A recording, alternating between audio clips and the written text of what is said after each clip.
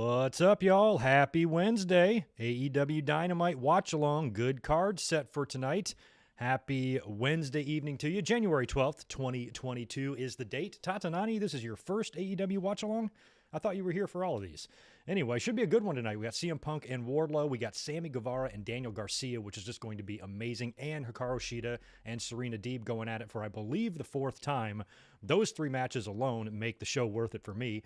And I think they've added Penta and Matt Hardy and maybe a couple of other matches. So looks like a pretty good show on tap for tonight. Hope you guys are having a great afternoon and evening, wherever you may be. And we are ready to rock.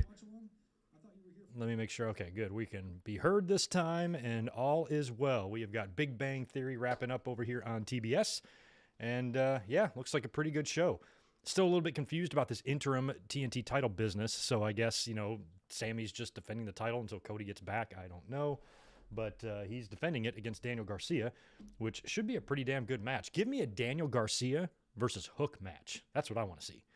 That would be incredible. So maybe coming up down the road. All right, here we go. Dynamite is 1 minute from airtime here. So Wardlow and and CM Punk tonight. Does Punk beat Wardlow clean, or does MJF fuck something up and cost Wardlow the match?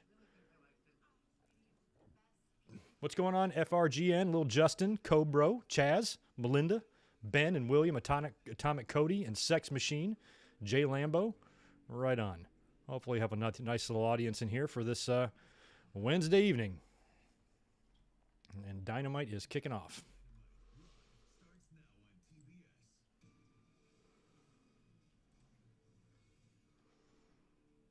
All right, here we go. What's going on? Shadow Freak and Angie in the house. What up?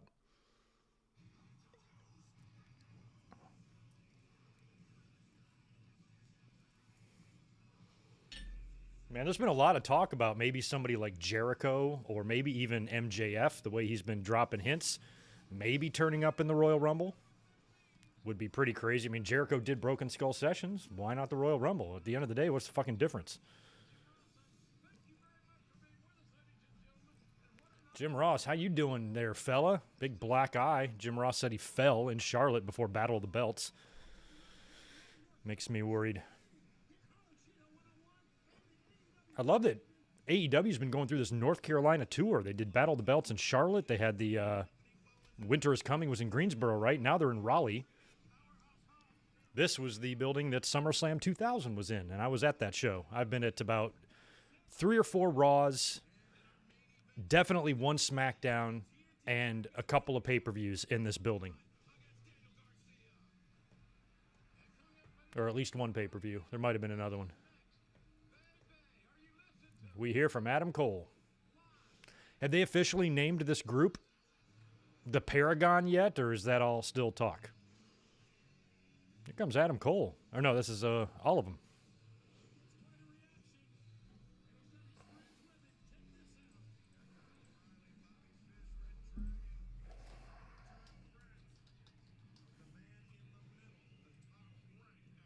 Does he have a match tonight? No, he's not. He's not dressed to work. It is kind of crazy to see them there. It is still a little bit on the surreal side to see Undisputed.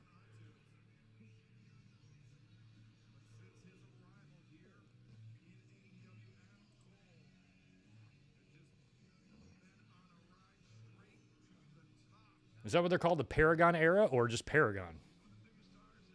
The little logo had like an OBS logo in the logo. I wonder if that's just like a little reference to all the streaming he does. I have no idea.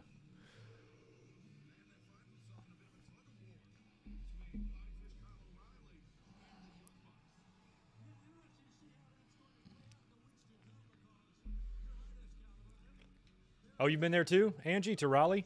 I remember being at the Raw in this very building, and it was in 2000. It was the Raw where Trish Stratus was trying to seduce Bubba Ray Dudley, and she was like laying on the table in lingerie, like in the back. It was in this building. I remember being there and watching that on the screen. All right, what does Adam Cole got to say?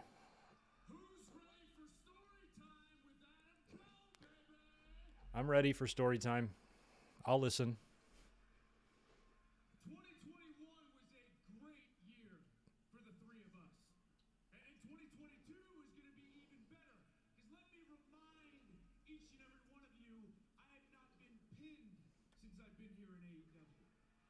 That's right.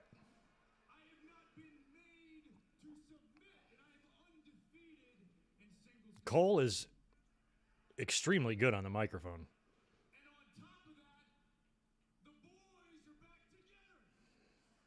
Spaz, what's up? I'll hit that super chat in just a second.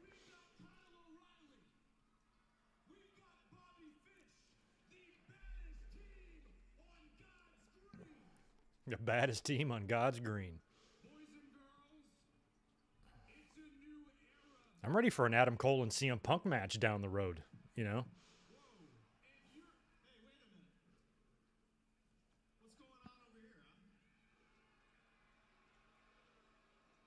Oh, it's the Bucks, dressed to impress as usual.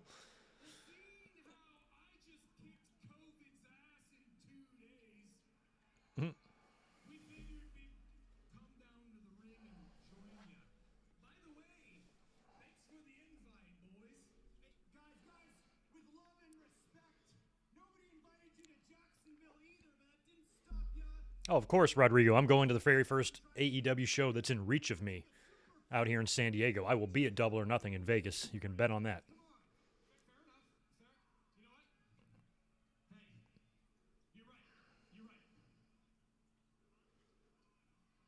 Look at fucking Nick.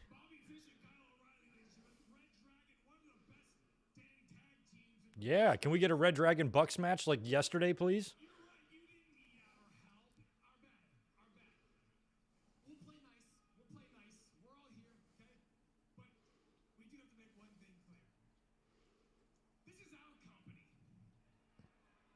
Ooh.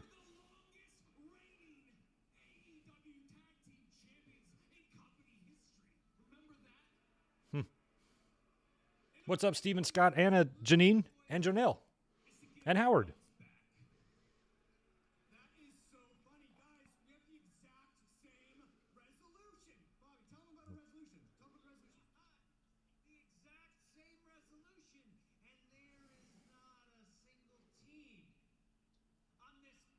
Oh, please tell me they're not going to do the WWE thing where multiple teams come out. If this was WWE, 4 more tag teams would come out and say they also want to win the titles, and then the commissioner authority would make some big match. So let's hope that FTR doesn't come out.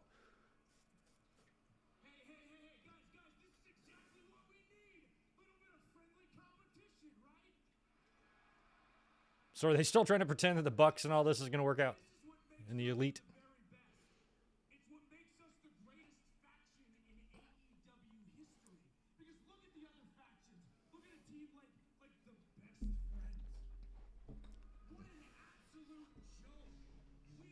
Oh, speak of the devil, here they come.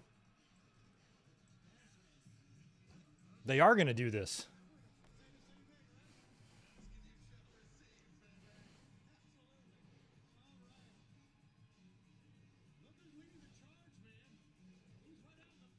Really feels like a WWE segment to me.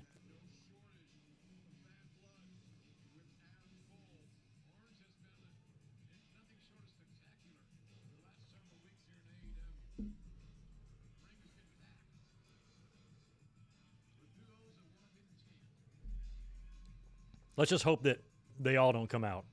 And then Tony Khan says, we're going to make a fatal 6-way fucking tag team turmoil butt fuck match or something. I don't want to see any of that.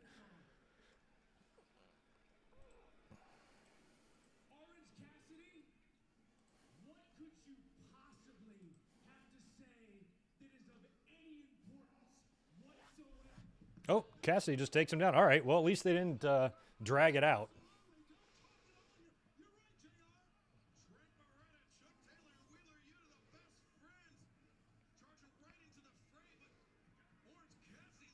Cassidy's going at Cole. It's kind of a weird opening segment. Not usually typical for AEW.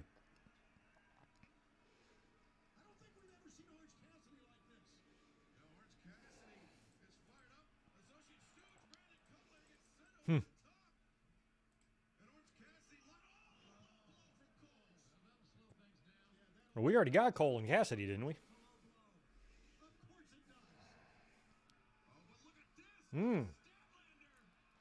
Statlander stopping Cole. I was going to say, get Britt Baker out there. Here she comes. This is kind of cool. I was literally just about to say, well, Cole can't do anything to Statlander, but his girlfriend can.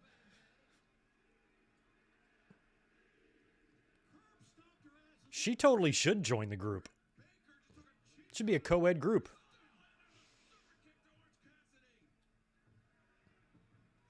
Well, okay, so how much you want to bet on Rampage? We're going to get Best Friends and Statlander against, like, Red Dragon, Cole, and Britt. Or something like that. Or maybe just Britt and Cole against Orange and Statlander. Why not?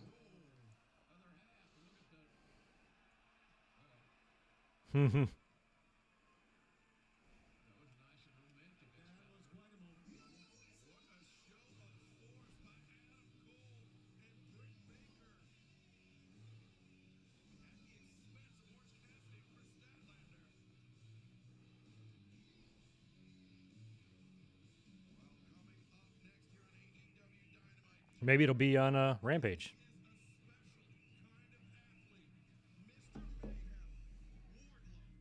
Oh, good. Wardlow and Punk up next.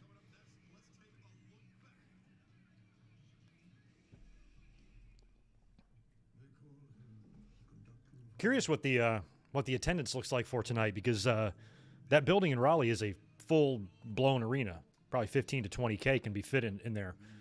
I doubt it's sold out at all, but I'm curious what kind of numbers they're doing. Probably better than WWE.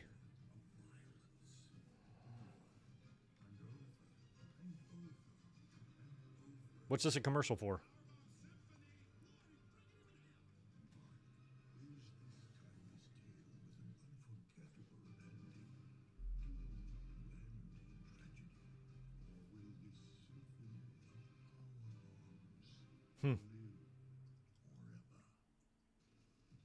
Okay.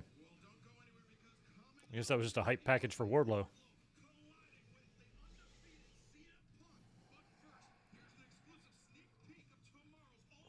Oh, great. Go Big Show.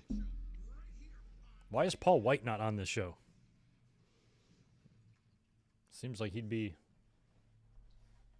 a given. Ew, what's he covered in?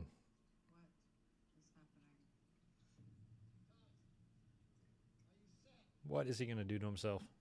Oh, he's going to set himself on fire and solve a Rubik's Cube? Oh.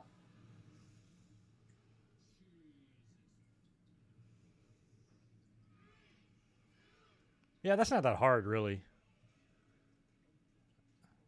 Like, I could do that.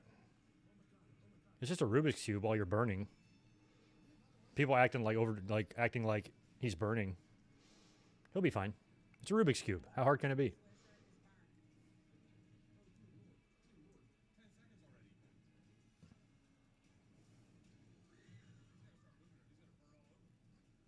Okay. What's up, Raph Man? How you doing? I like that he's walking around.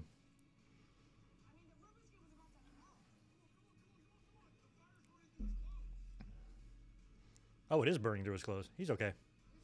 It's easy.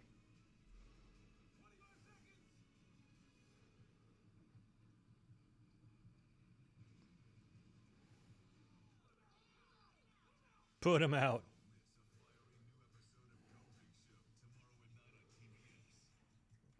Steven Scott, they didn't do National Anthem. They've always done America the Beautiful, which I believe that year was Willie Nelson. So they might have cut that out of the... Oh, no, they should have it on Coliseum. It should, yeah, the Willie Nelson version should be on Coliseum Video.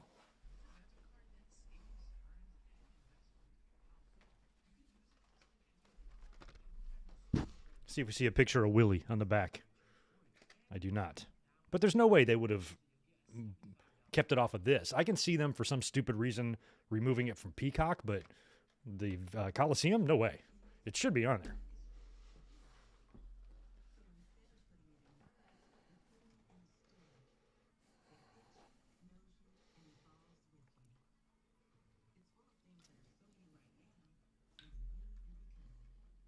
Oh, Spaz, I owe you super chat. Sorry. My bad, man. You got a plug way back earlier on when we were doing that opening segment with the best friends in Cole. Thank you for the $10 earlier, Spaz. Cheap plug. I've got commentary vid dropping on Friday morning. All I'm going to give you is the title, The Moving Pieces of the Pro Wrestling Chessboard. Cheers, Greg and chat. Hope you are doing well. Well, that should be interesting. A lot of moving pieces to this chessboard of psycho that we all live and swim in. It's a lovely place, so that should be good. Shoot on over to Spaz's YouTube channel. Thanks for 5 more. Can we get a skate faction with Darby Allin, Cora Jade, and Kyle Rittenhouse? I don't think any of them would really work well together. Darby and Cora don't like each other, and I'm certain the two of them don't like Rittenhouse. So yeah, that wouldn't work. Oh, good. MJF's here.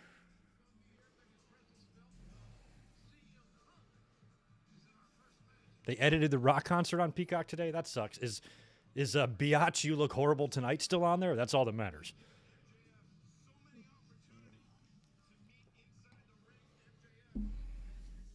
Check out MJF's pink suit. Just a little while ago, I was in the car, and I was behind on a stoplight. I was behind this pink Tesla. And I'm like, unless Bret Hart is behind the wheel of this thing, I can't imagine buying a hot pink Tesla. Crazy.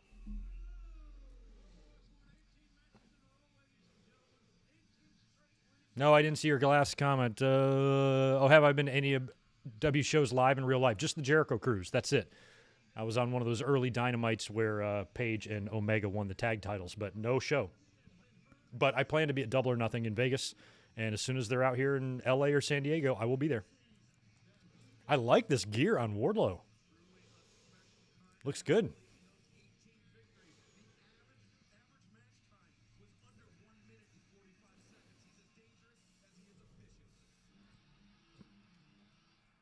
They edited out. All the wrestling is edited out of Peacock. That's good. So all we have is entrances and commentary. Wonderful. Shout out to Corey Graves. Cleared to return to the ring. 7 years after his concussions. That's crazy.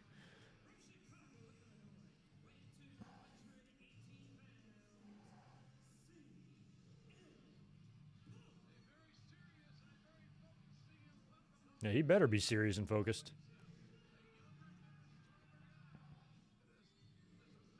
Well, MJF is out there. That makes me think he's going to do something. That's nice to see Pro Wrestling Illustrated advertised on a TV show. WWE never talks about them.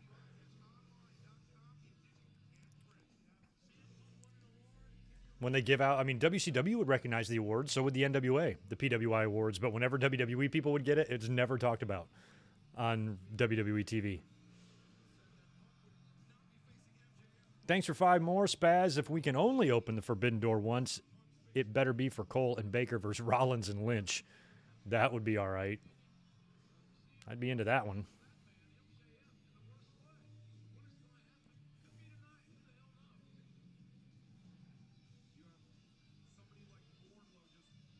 I'd be totally cool with a Lynch and Baker match. That would be good stuff.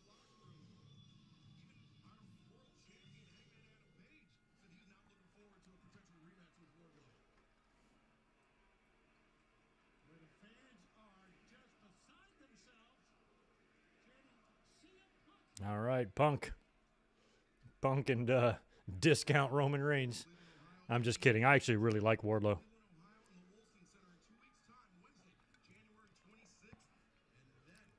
What kind of colors has he got going on there? Is that like, it's not Washington Huskies. I don't know what.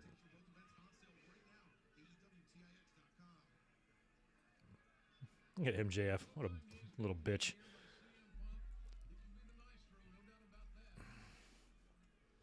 What if the Bunny Alley was in WWE, then she would work there instead of AEW?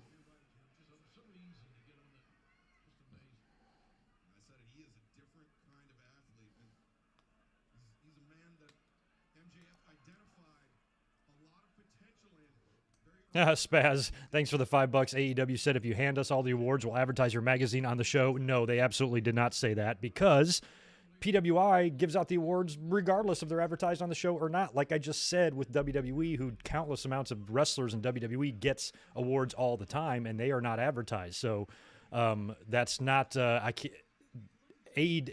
Pro Wrestling Illustrated is going to let whoever wants to advertise them on their show. There's no deal struck, because if there was, WWE wouldn't get any awards. Besides, WCW back in the day, they just say it's the same thing. I always thought the PWI awards, ever since when I grew up as a kid and as a teenager, were fair, you know. They didn't seem biased at all. Tag teams of the year, I generally agreed with. Wrestlers of the year, rookie of the year, most improved, all that stuff was, you know, for the most part, I thought was accurately voted on. I know everybody likes to think that AEW pays everybody to do anything, but it's just not fucking true. Spaz. Can't believe you're on that bandwagon. You're supposed to be smarter than that. Tony Khan doesn't pay me to watch these things. And it's not going to really do much for AEW's business to flaunt PWI awards on their fucking show. What's the difference? A wrestling magazine gave wrestlers of theirs awards, so they showed it. Doesn't really get much deeper than that.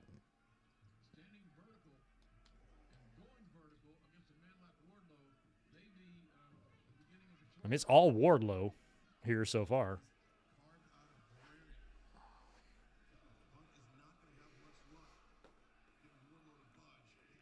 It seems like a split crowd here with the Wardlow chants. Man, Janine, I got a closet full of PWI magazines. Years and years and years of those awards. They're not going to be doing that for 50 years, and then all of a sudden, in the last 24 months, they're going to be all biased and sell awards. That's not going to happen. That's the true horror and danger of the anti-AEW shit soup that's so prominent out there, is it clouds judgment and fucks up your instincts and completely abandons critical thought.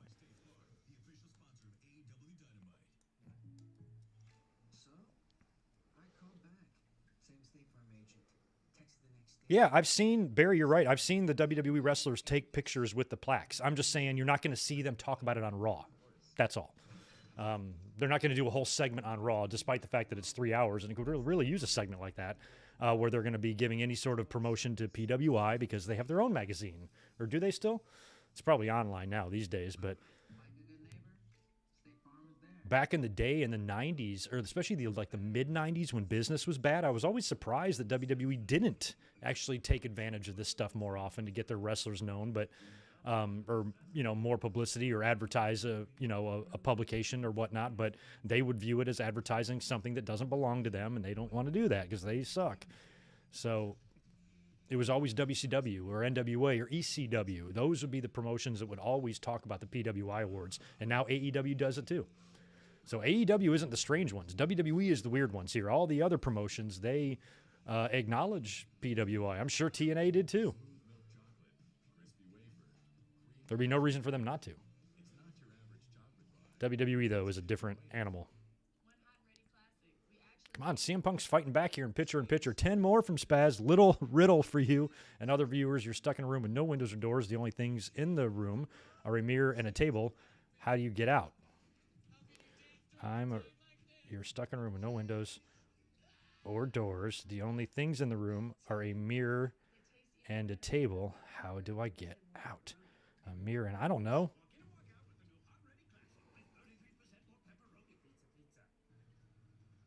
MJF is awfully close to CM Punk. He's just chilling, though. He's not doing anything.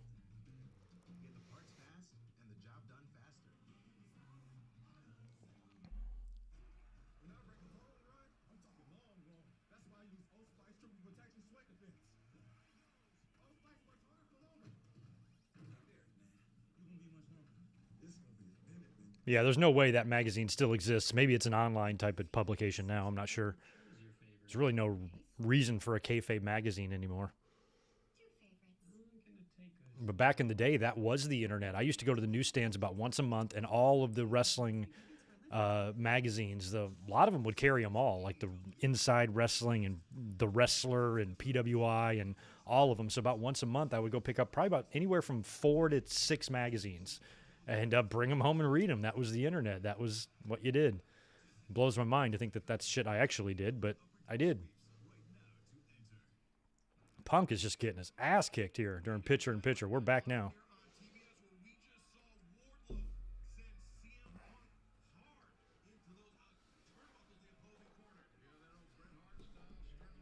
No, Hall and Nash aren't going to be in the Rumble. I saw somebody say that. Yeah, you just meant outsiders in terms of outside WWE. I wouldn't rule out Jericho. Would be fun. I think 30 years of wrestling might get you a few perks, and Jericho's been able to do stuff that a lot of people haven't been able to do. Like be on a WWE show while being a contracted wrestler to another show. That's incredible that he did the Broken Skull. So I don't think Jericho's going to be in the Rumble, though. That's too much publicity for AEW. I just can't see WWE doing it. Because you have to remember, too, like if it's a situation like that is only going to benefit AEW, really. Who's it really going to benefit other than them?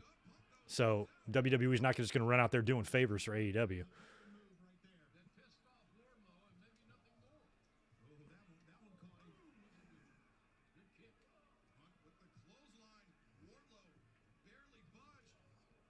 Now, if you put Punk in the Rumble, that's a different story.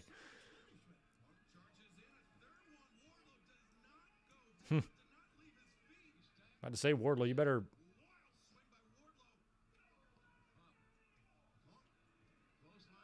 Punk's fighting hard.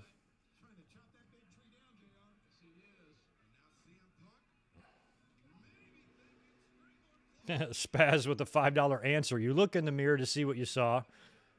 Grab the saw, cut the table in half, push the halves together, make a hole, and crawl out the hole. I wouldn't have thought that. That makes very little sense. To see what you saw.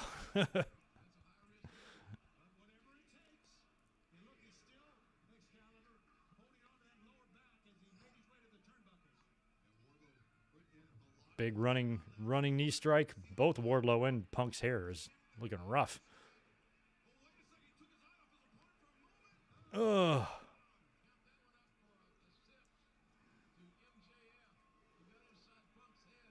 Punk's going to beat Wardlow.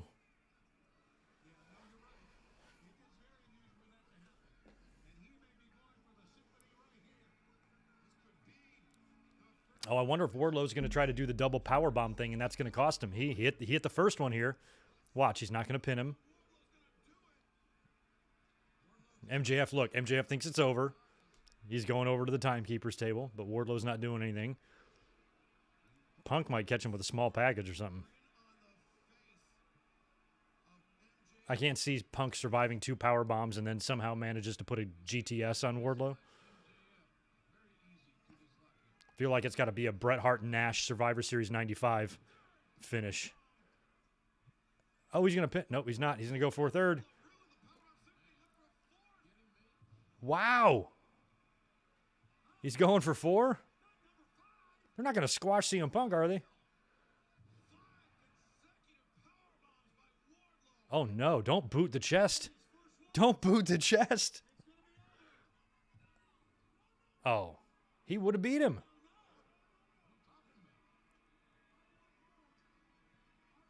Oh, of course, he's going to lose now. Well, there's MJF fucking up. But, man, Wardlow had Punk beat there. I was like, how's Punk going to kick out of this? MJF screwed him up.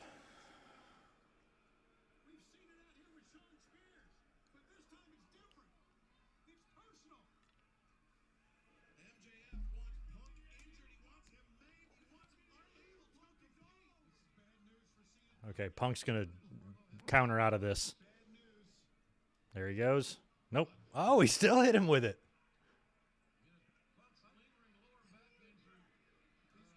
Do it again.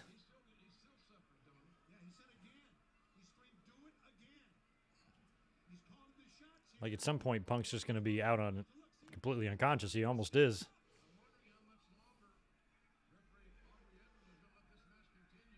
It's kind of interesting that they had Wardlow basically squash CM Punk here. But they're not going to give. There's no way they're going to give him the finish.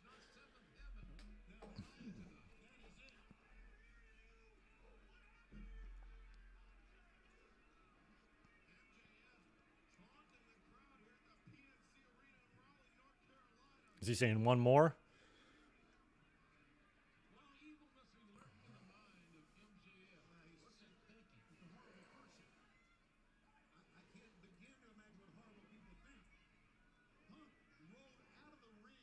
Smart by Punk. Unless Wardlow just gives him a couple of those out on the outside there.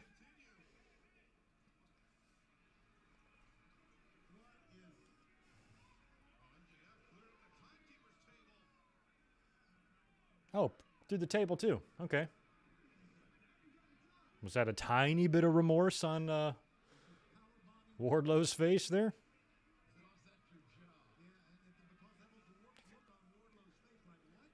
Jay Lambo, how is AEW? They're good. They do wrestling Wednesday and Friday nights, occasional pay-per-views. Pretty good.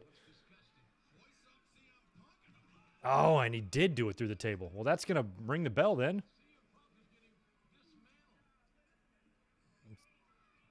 So Wardlow just annihilated CM Punk.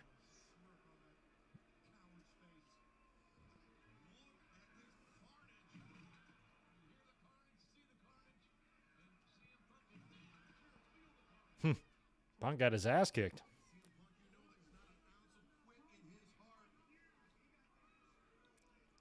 Is this no holds barred match or something?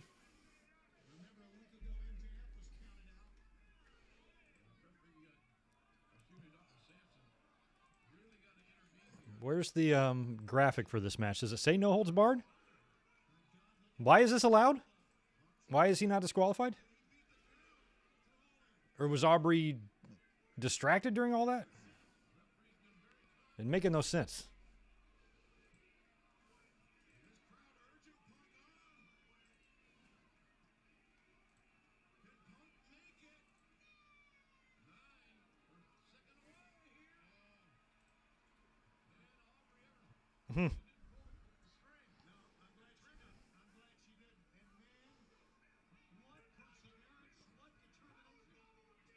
Powerbomb him again. I mean, is Punk really going to counter out of it this time, at this point, and beat him? I was thinking they would just do a count out or a DQ. Yeah, I'm going for the Survivor Series 95 finish, but in that one, Brett was playing possum. Punk is not playing possum. He's legitimately wrecked. He's just going to have to muster the strength to do an inside cradle like just that. There we go.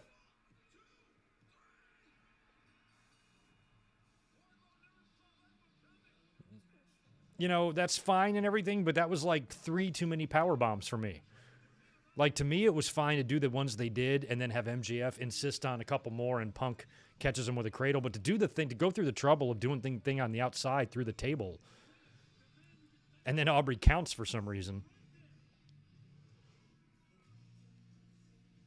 I like the concept of the way it was laid out. I would have just shaved a minute or two off of all of it. Oh, now Punk's mad. Or MJF's mad. Cut the music. Is this going to be our Alex Riley moment?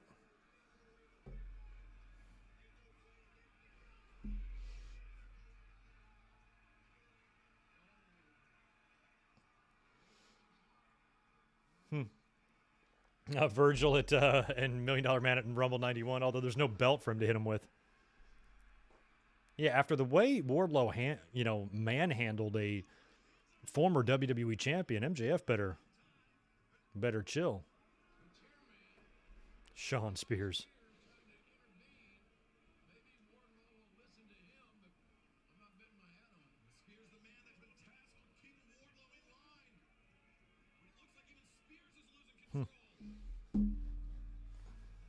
Spaz with 5 more. Wrestling 101. Hit someone with a thing. DQ. Hit a thing with someone. That's cool. Well, they're still dragging this out. Sean Spears came out and calmed it down. You would think, though, based on how that match was booked, they're going to have to do Punk and Wardlow again. Maybe next week. Oh, Powerhouse Hobbs and Dante Martin. I don't even think I knew about that match.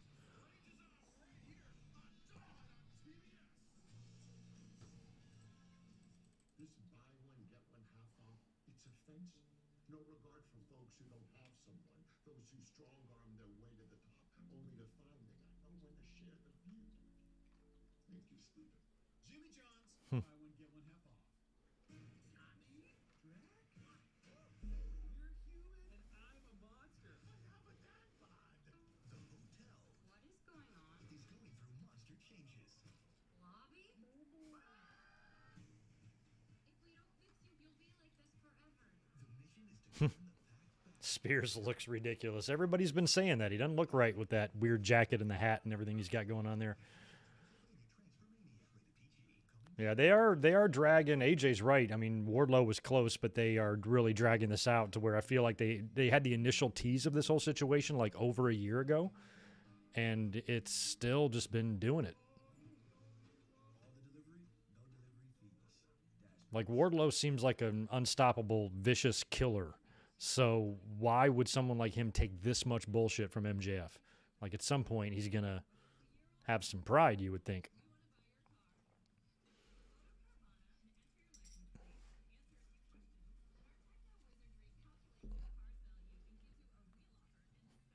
Oh, Punk versus Discount Miz is fantastic, Spaz. It didn't start off so great, to be honest. I remember when Punk came out and did that initial promo, a lot of people thought MJF got the best of it, and it wasn't the epic promo battle that we thought it was. But since then, I think the angle has progressed really nicely. It's coming along well.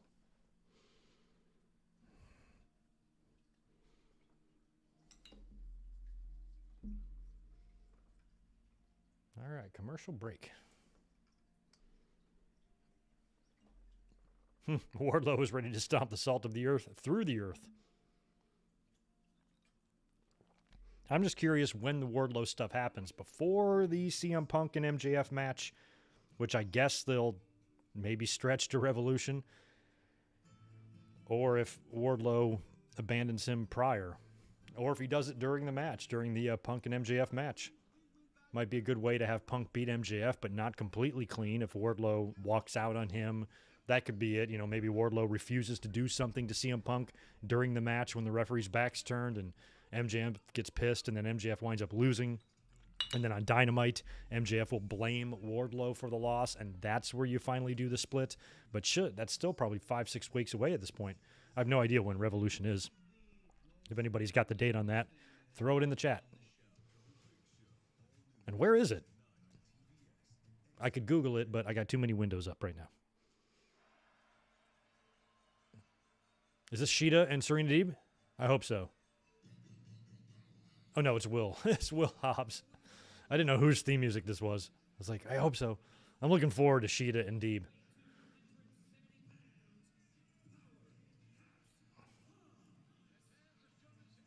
Powerhouse Hobbs. I'm liking his Harlem Heat gear. Or Bam Bam Bigelow gear, whichever way you want to slice it.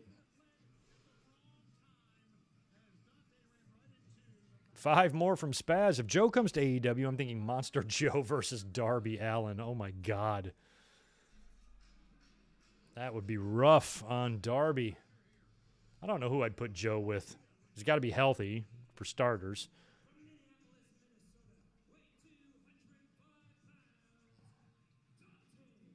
We could theoretically get a CM Punk and Samoa Joe match. I don't think it will be as good as what they did 15, 16 years ago, but it might be interesting.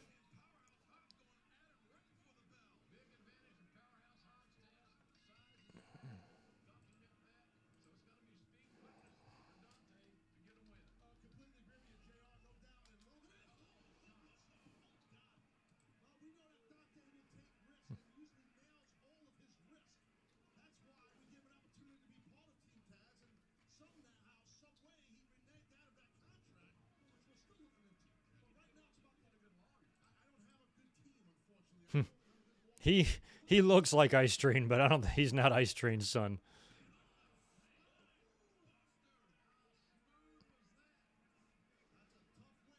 I'm trying to think of like other big guys. A lot of times in wrestling too, like the son doesn't always look exactly like the dad.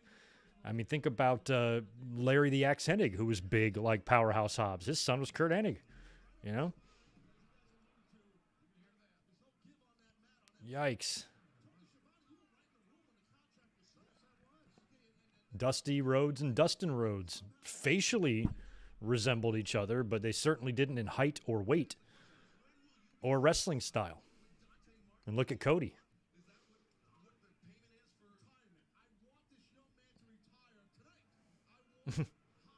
Taz and Hook, kind of the same thing.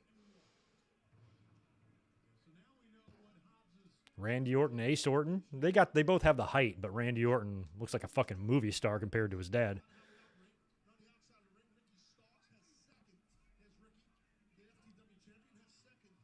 Are we sure he is Ice Train's son?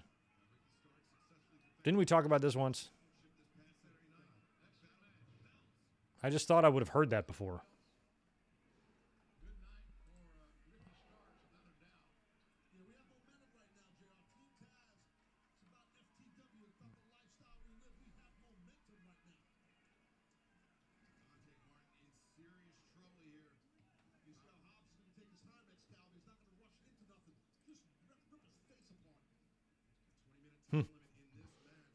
Oh, we got a 20-minute time limit on this? There's no way it's going to go 20.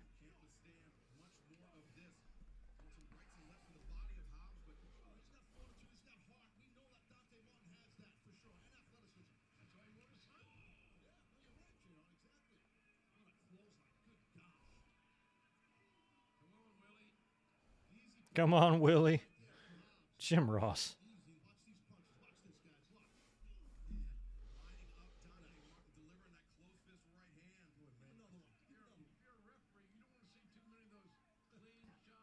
I would love to see Kurt Angle come do an appearance in AEW.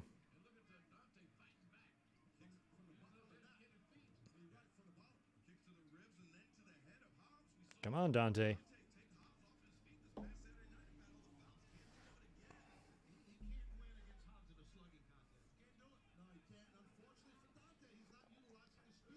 I don't know what Curtis Axel wound up doing. I always liked him.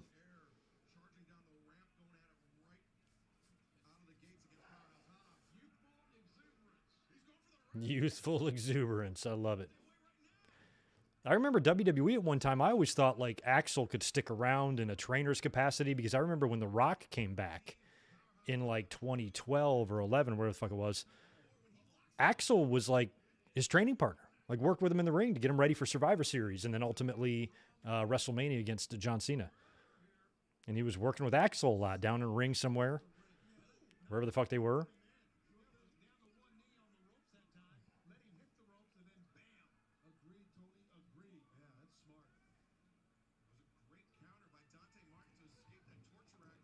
Ha!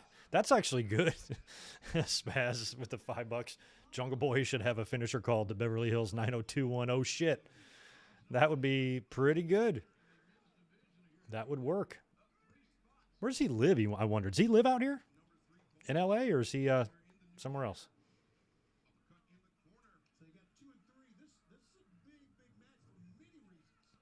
Rodrigo, yeah, I've been to Santa Monica Beach. Been to the pier. Done the whole deal.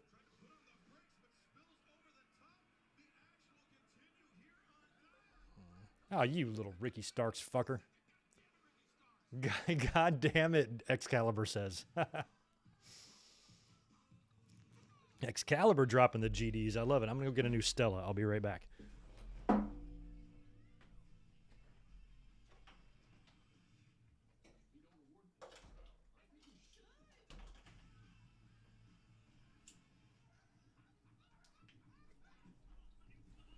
right. Wipe out. Oh, I didn't even think about that. That John Cena's on a TBS show. That's kind of weird. And they advertise that on the AEW. Okay.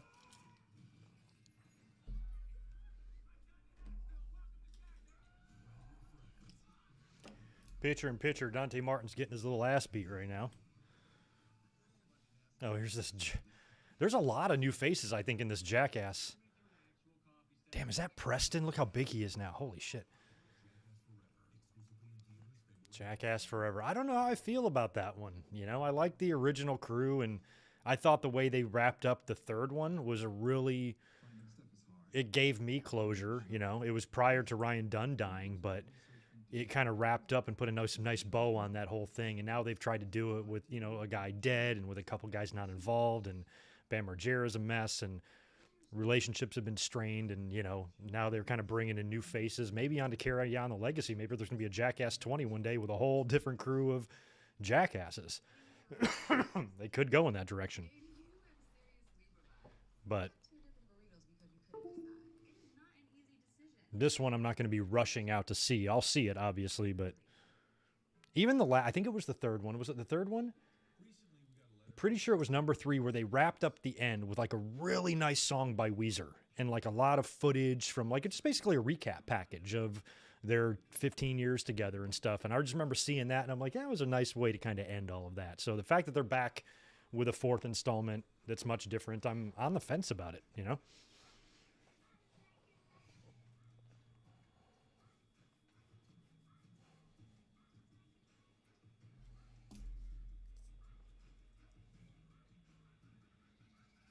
Poor Dante is just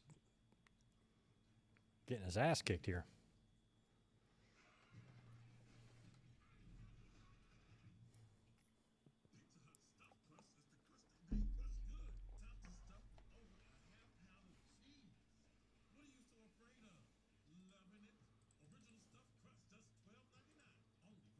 Mm-hmm.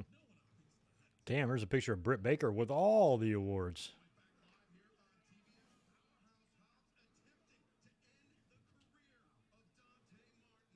What'd she get? Achievement Award? Can't read what they say. Wrestler of the Year. Match of the Year. And something else of the year. I don't know.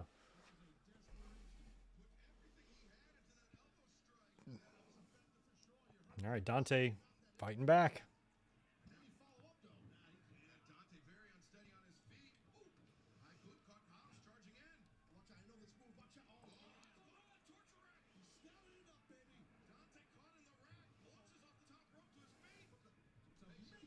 God, he does weird things. It is kind of interesting that they paired him with Leo Rush there because they remind me each other of a little bit in terms of they've both done some shit that I haven't seen. And I'm 40 years deep watching this stuff. And they're showing me brand new stuff.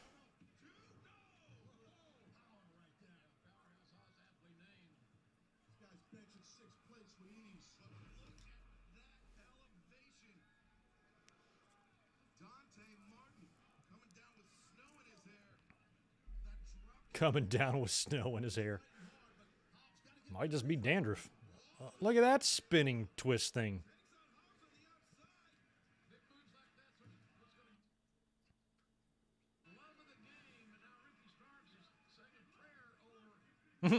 Ricky Starks is saying a prayer.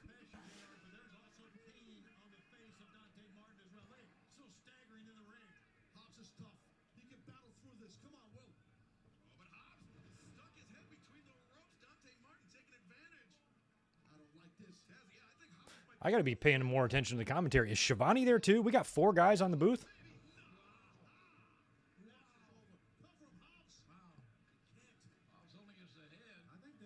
Yeah, we got a 4-man booth there. I didn't even realize that. We don't need Taz there. You mean to tell me we got JR, Excalibur, Taz, and Shivani? All 4 of them are calling this? Isn't that a bit much? Oh, I get it. Taz is out there because of this match. Okay. Oh, Jay Lethal. We haven't even seen him since his debut.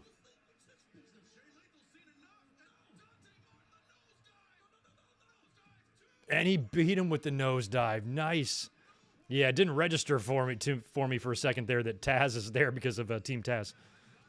And Jay Lethal pulling Dante out of the way.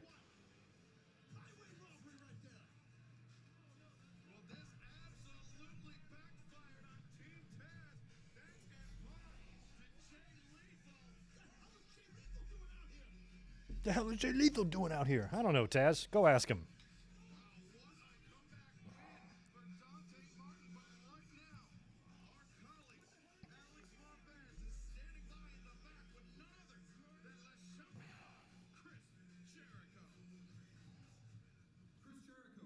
Jericho.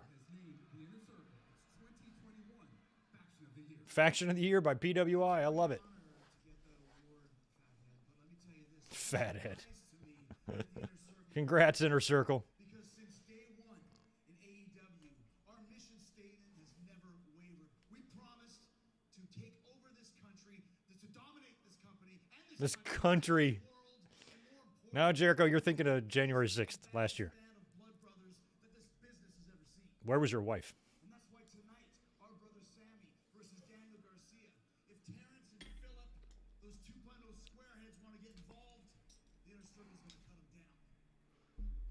Terrence and Phillip. Oh, Eddie's here. Oh, hey. How you doing, Chris? How you doing? You're still talking about Garcia and all that stuff? My man, mind your business. No one cares about Sammy, especially me. Trust me on that. I don't care if they're wrestling him. I want Garcia because look at my knee, bro. My knee's all messed up. I can barely walk. That's what I'm talking Is Eddie going to make his presence known in the Garcia and Sammy match? You know why you're not World Tag Team Champions? Why don't you shut your mouth? I actually think Jericho could take Eddie Kingston in a fight, to be honest. Like in a legit fight. I think Jericho would take him. This is family. The four of us and Sammy Guevara. You need to take yourself and get the hell out of our business. You understand me? I'll tell you what. Why do you dominate? Let's get this shit together. Oh, they said shit again. Oh, yeah. Marky, come on, dog. For real? Jericho. Santana had it right. You gonna play me like that too? Could you imagine going to a sporting event with someone like Eddie Kingston? Like, how would you not get in a fight? Because he'd just be talking and run his mouth the whole time. You want to go down there too? That's great. Keep this in mind. If 2.0 get involved, you're gonna kick their ass. If you get involved, maybe I'll kick your ass too. I'm begging you. I'm begging you. GFY. GFY. What the hell does GFY mean?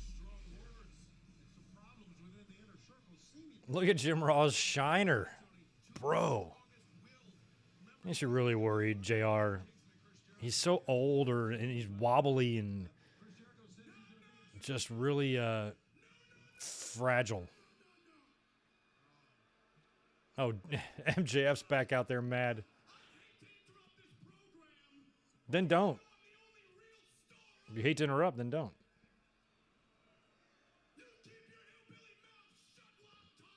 Yeah, keep your hillbilly mouth shut. I've been to that arena. There's quite a lot of them. MJF's got a point.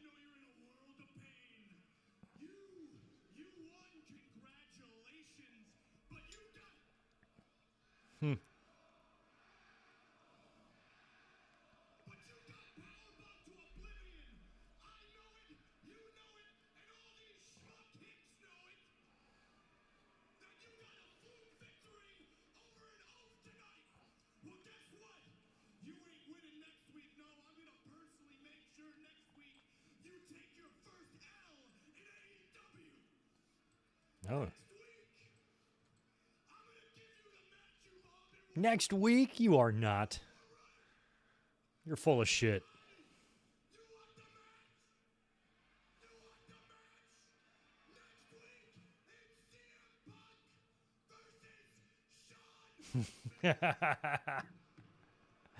Oh, love it. He gave us what we wanted. CM Punk versus Shawn Spears. Thank you, MJF. All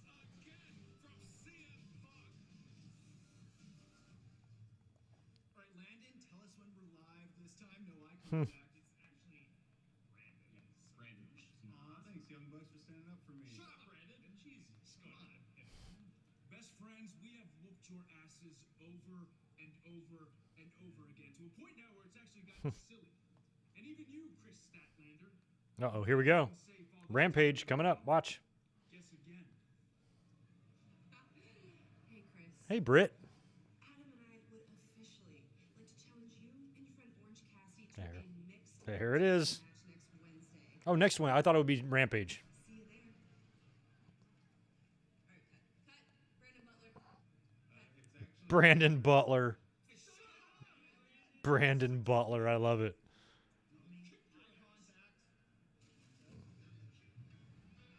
All right, Paige. Here comes champion.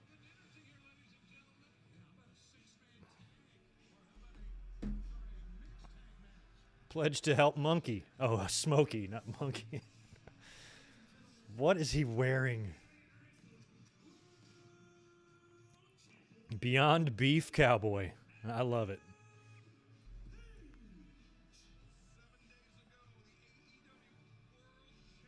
I liked last week's match more than the hour-long deal.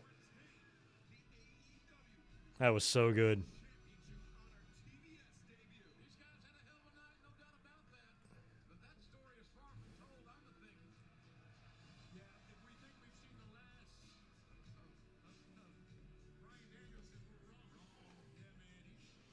Hey, I'll take Jericho and Kingston. They certainly seem to be teasing it enough.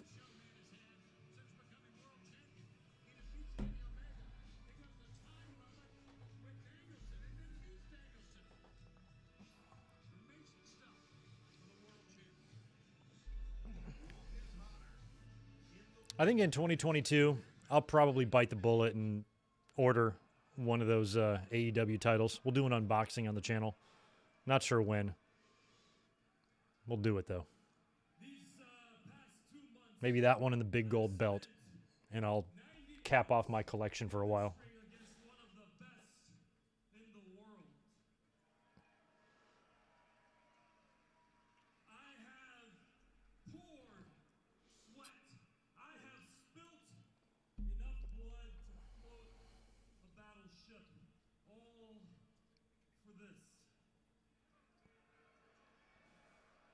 It's almost as nice as the belt buckle that's already around his waist.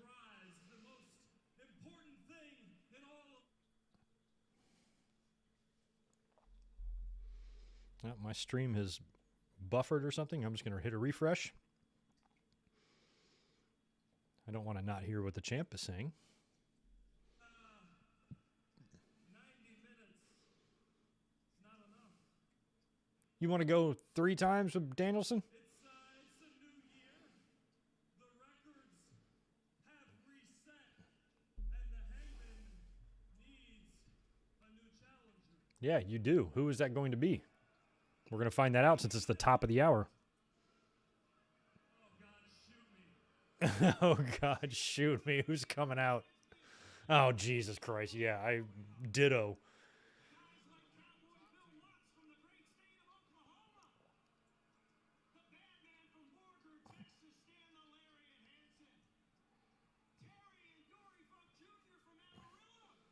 Shadow, just the ones right behind me. The 3 hanging up are the only belts I have.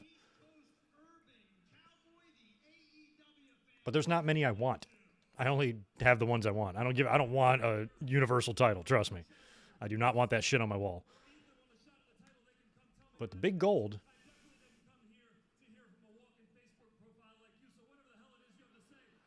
Walking Facebook profile like you. I don't want anybody from Top Team to be challenging Paige. That would suck. Oh yeah, Brandy should come out and whip his ass.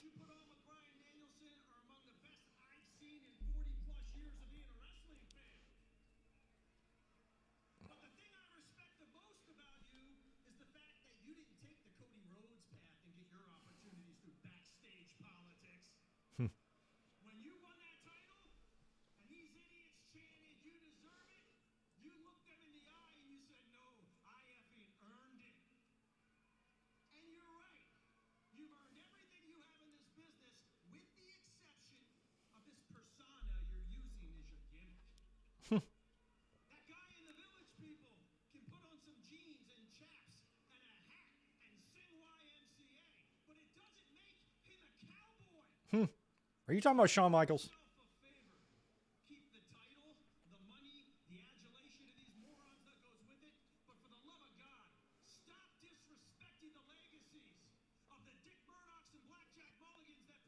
Oh, shut up. Dick Murdoch.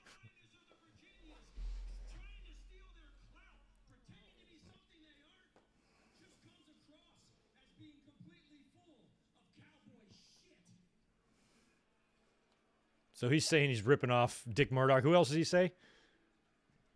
Not Bill Watts, did he?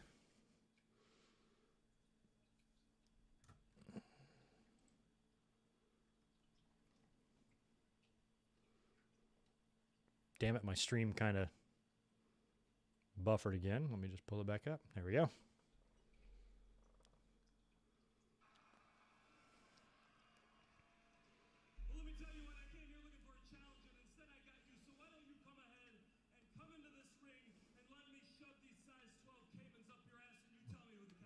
Size 12? That's like what I wear.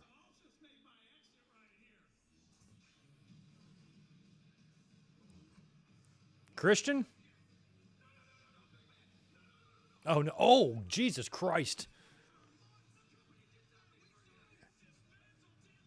Look at how jacked Archer looks. Archer's like 44 years old. Look at him.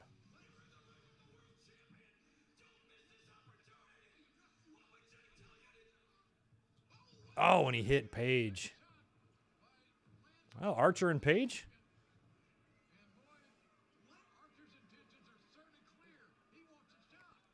So here's what I'm wondering. Is Archer going to be a television challenger for Paige? And Paige will still have somebody else to face at Revolution? Or is this going to be our Revolution title match? And they're doing this match since it should be predictable that Paige will retain so they can have Thunder Rosa and Britt Baker main event. Oh, got a frontwards Razor's Edge? Ow. Jesus Christ, the blow. I didn't realize that's what he was going for. He looks like Billy from the Game Chasers.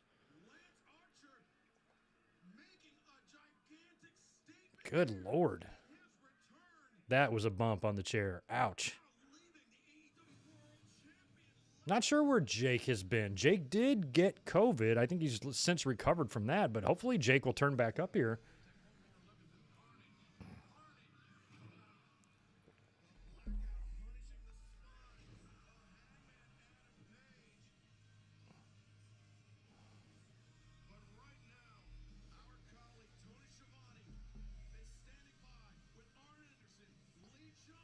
Yeah, the Jake Roberts COVID thing was a while back, though. He should have recovered from that by now. Hopefully he's okay. Look at Brock Anderson. He's already losing his hair like his dad. It's great. Now, when it comes to father-sons looking like each other, I stand corrected because here are two that are basically the same guy.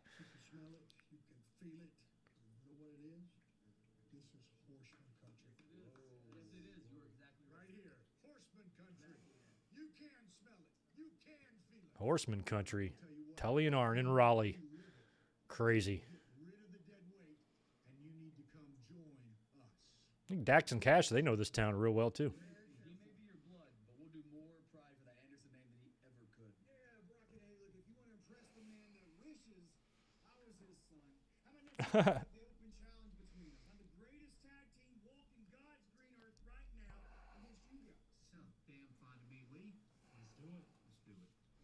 Well, that's good. I'm glad they're keeping Jake safe. If they've instructed him to kind of stay home for a bit.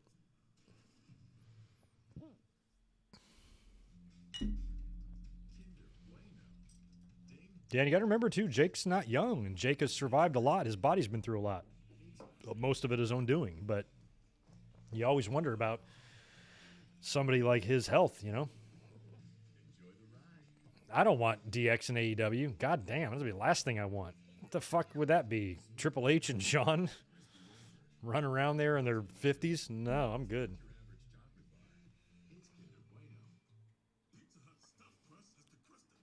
Unless they formed a new DX, but no, we don't need that. Yeah, plus that's not an AEW property. They'd never be able to do it.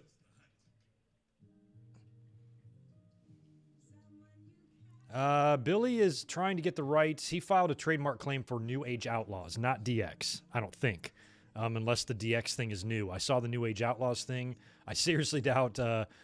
I'm surprised WWE doesn't already own New Age Outlaws unless the trademark has expired and he's trying to get it now that Road Dogg is released and the two of them can maybe do indie stuff together. You would think, based on both of their services with the company would like be cool with it, but knowing them, they won't be. But DX should not be owned by Billy Gunn, no.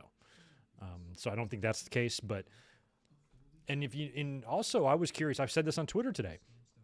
Is that I didn't think about this until I read the Billy Gunn story. It was a Fightful article, and I was like, come to think of it, why was he Kip James in TNA, but he's able to be Billy Gunn here?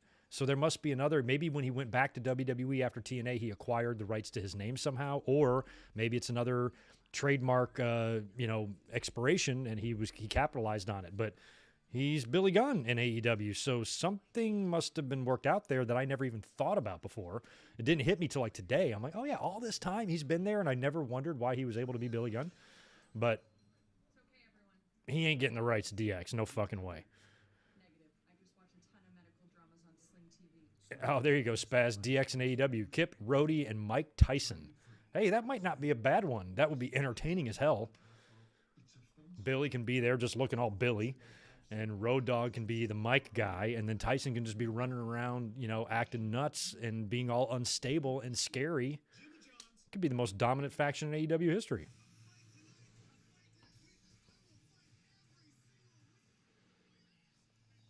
If Billy is standing there like the muscle, Road Dogg is talking and rapping, and Tyson is spazzing out around the ring, you think I'm going to enter that ring? Hell no. I'm going to stay in the back and have me a sandwich. You might be right about the DX thing. I don't know. I seriously doubt Billy would even attempt that, and I don't think WWE would even be in a position where the DX trademark would be in jeopardy. But I don't know. That's just my guess.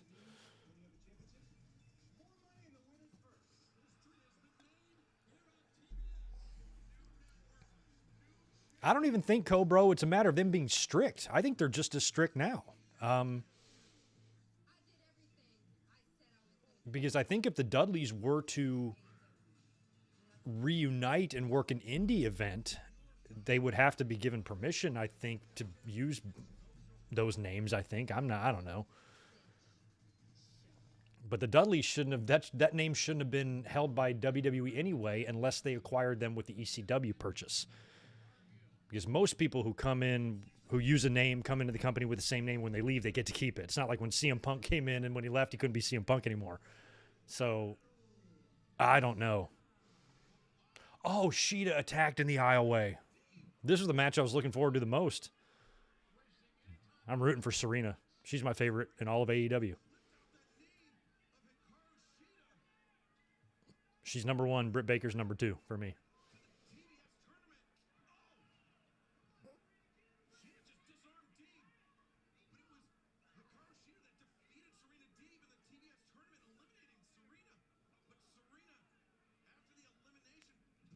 Oh, wow. Going after the knee hard on Serena, giving herself a really early advantage.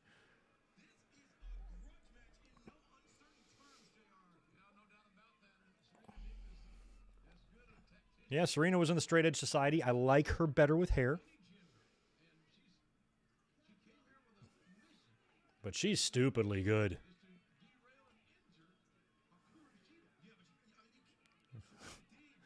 Jim Ross called her Hakura Shida. That's awesome. Why would I imagine Ellen DeGeneres in the Women's Rumble match? I'd prefer not to imagine that.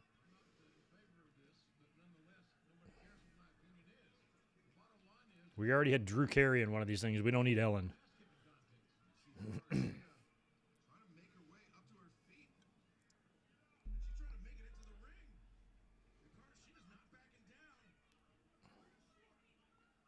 She is fine. Serena right in on it. I like this, just vicious.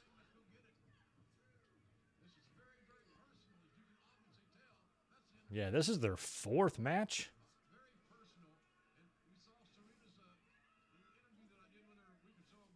What match was it? Help me out. Why can't I remember this?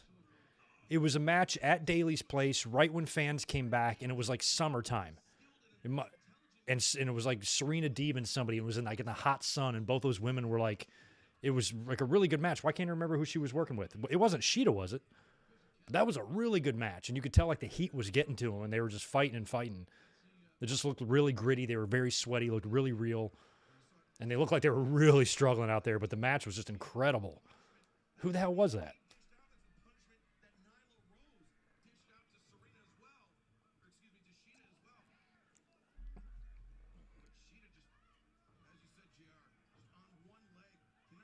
Might have been Riho? No, I don't think it was Riho. It was somebody else.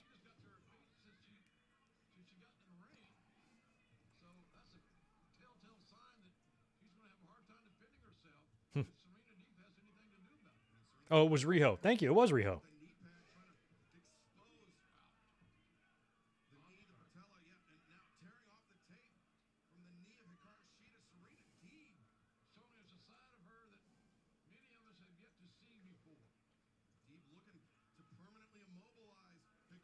I mean, if the women's roster was big enough to support it, I could see a little group with Serena as the leader. She has taken her fucking knee out.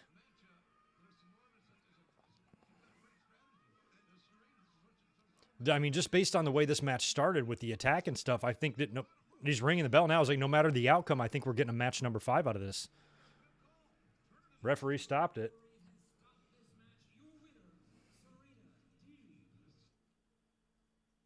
They've done a great job of balancing these. I mean,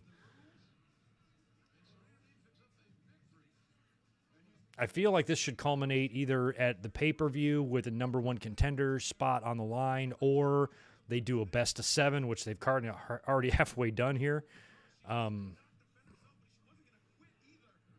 she's got the kendo stick. Oh, yikes. Hit the doctor first. Yeah. Well, you better get the doctor's like laying on the mat. Hey, what kind of referee and doctor are you? They're just letting her do this?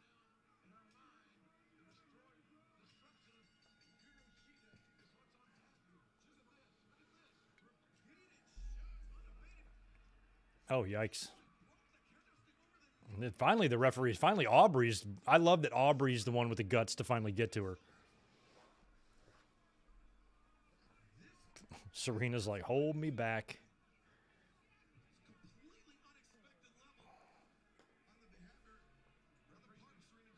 Yeah, so I think the blow off should be maybe lights out. That could be good too.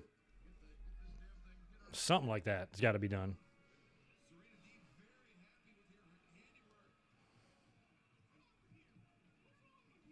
What's wrong with you?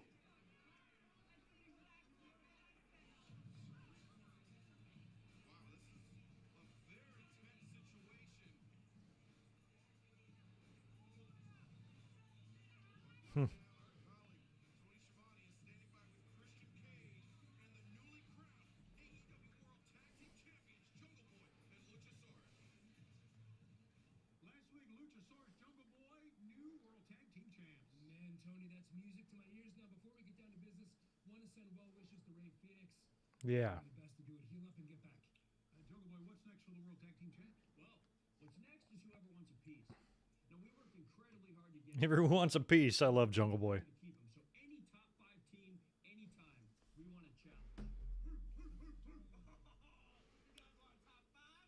huh? That's what we said, top 5 teams. So if you happen to see one, send them this way, would you? Oh, okay. There's no way you are top 5.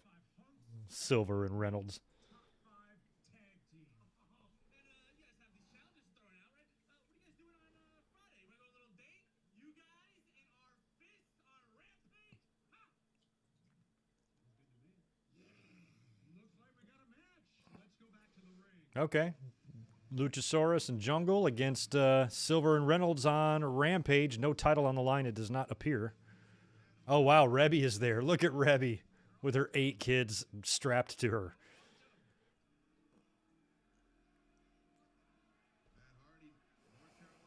Oh, yeah, that's right. They're in NZ. Yeah, they're right. Hop, skip, and a jump from Matt's house. Can Jeff Hardy show up tonight? That would be cool.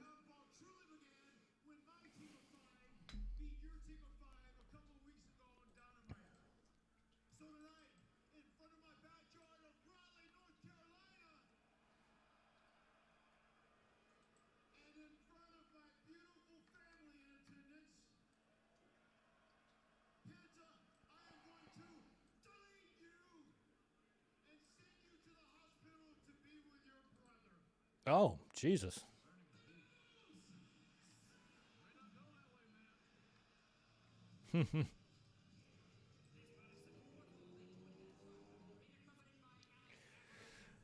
Well, we would assume here Penta's going to be doing a singles run here. Oh, I like his La Parka shit. That's kind of cool.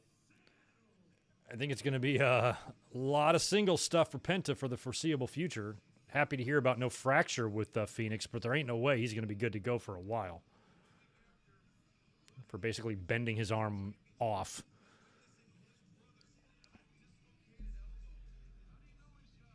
Dislocated elbow. That's all that was?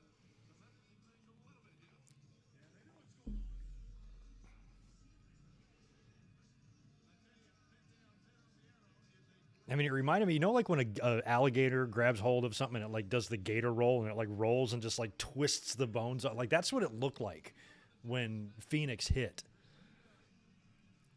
So gnarly.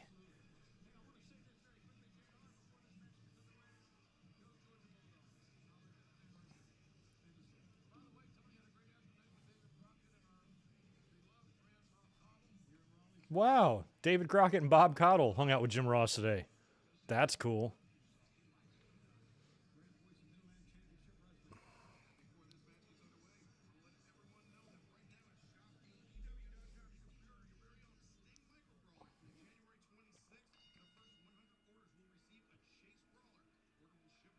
Matt wrestles in pajama pants. Kind of. Kind of look like what Shawn used to wear, or Rey Mysterio. A lot of guys who wear knee braces, if you notice, will wear the looser gear instead of the tights. So Matt's probably got at least one knee brace on. Well, maybe none. His knees look all right.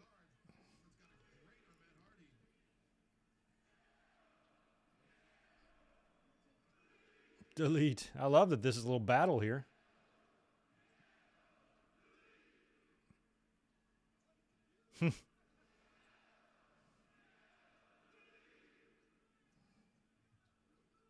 Oh, he's going to dance? Oh, no, he's just winding it up.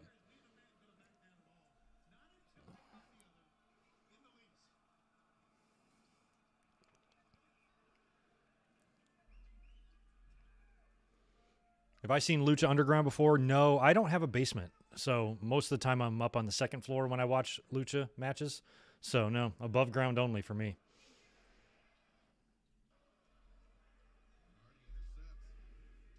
Oh. I thought he hit the knee on Matt there.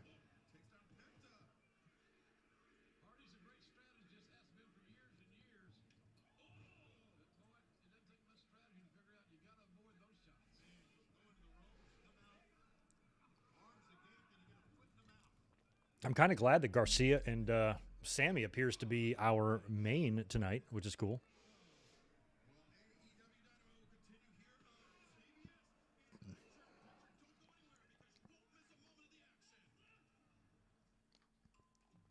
Neon Dream, glad you're here, man. Thank you for the kind words. Oops, chicken.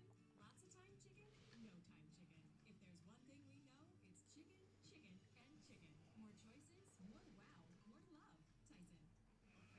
Okay, look, we got time for one play. Let's do this. I watched tons of I got this. hook shot from half court. Sling has the best of live sports news and entertainment. Try it free. I thought about switching to Sling. I almost did. You get advice like try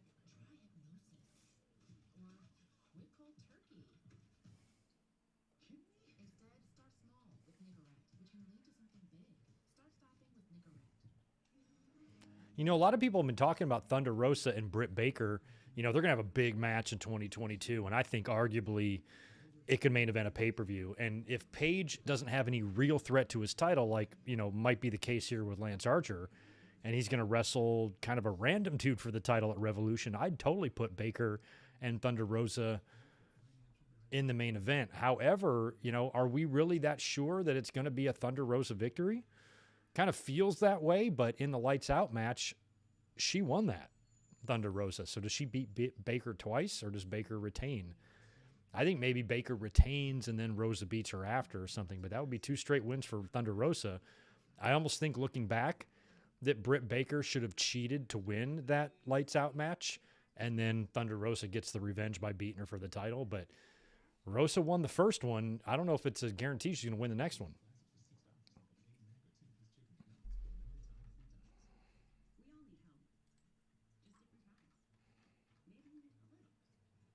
Maybe you need a lot. At H&R Block, get the expert tax help you need. Online and in person. Help is here. If you're going to go see one movie, see the one critics are calling Laugh Out Loud hilarious and easily the best film of 2021. See that big phone card? That's going to get me movies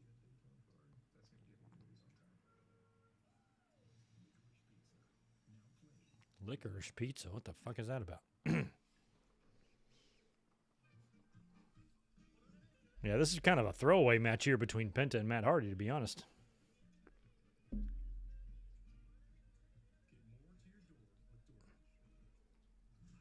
Yeah, I think Thunder Rosa will be champion this year. I'm just not sure if she's a guarantee to beat Baker. They showed the flaming Rubik's Cube guy again.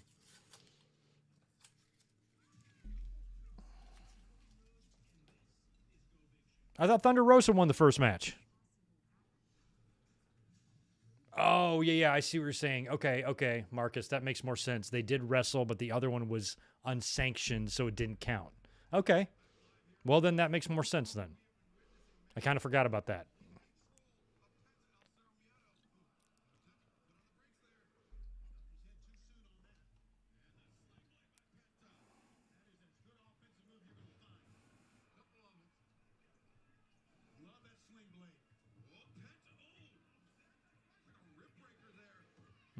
I did not see. Oh, and I thought that was supposed to see monthly. I'm like, huh?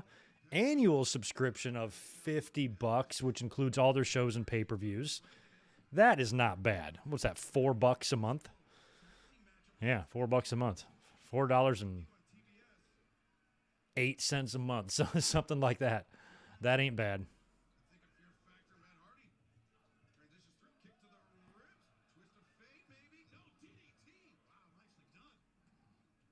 Not sure if I would pay that, though.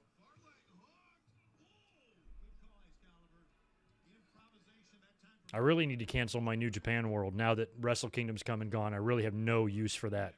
But I don't know how to cancel it. So I got to kind of go in there and figure out how to do that. I really don't need New Japan World anymore.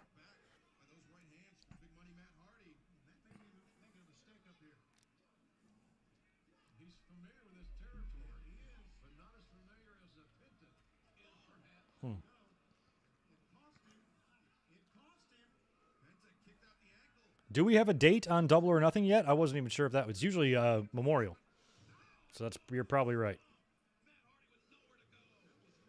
Probably the Saturday of Memorial Weekend, I would assume.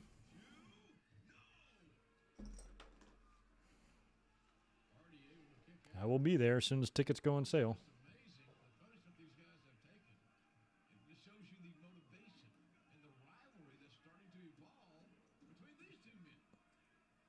Oh, sorry, I misread that, Cobro. You meant last year. Double or Nothing this year will probably be on the 28th,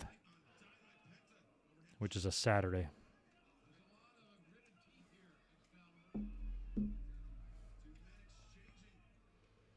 What's going on, Margie? Good to see you.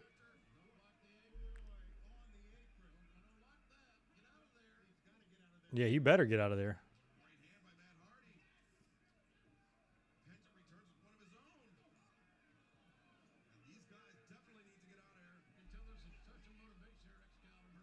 Oh.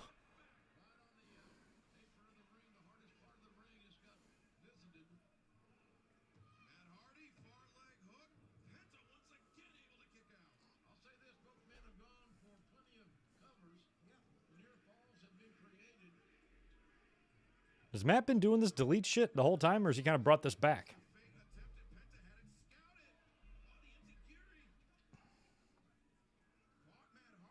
I feel like Matt's got to win. His wife and kid is in the front row.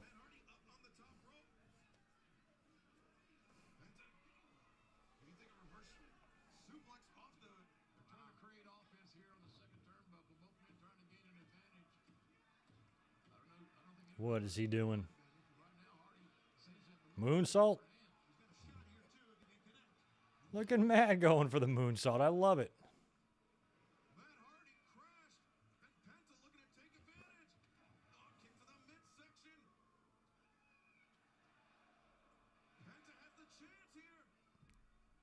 Oh, God, I hate this move. Oh, man, he hit it, though.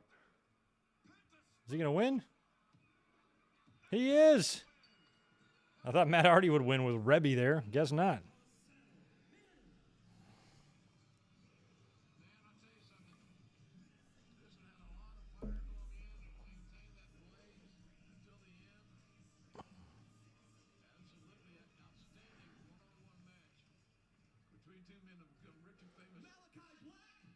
Oh.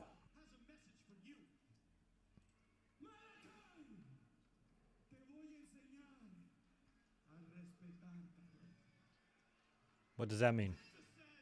He's gonna show you some respect. Oh, okay.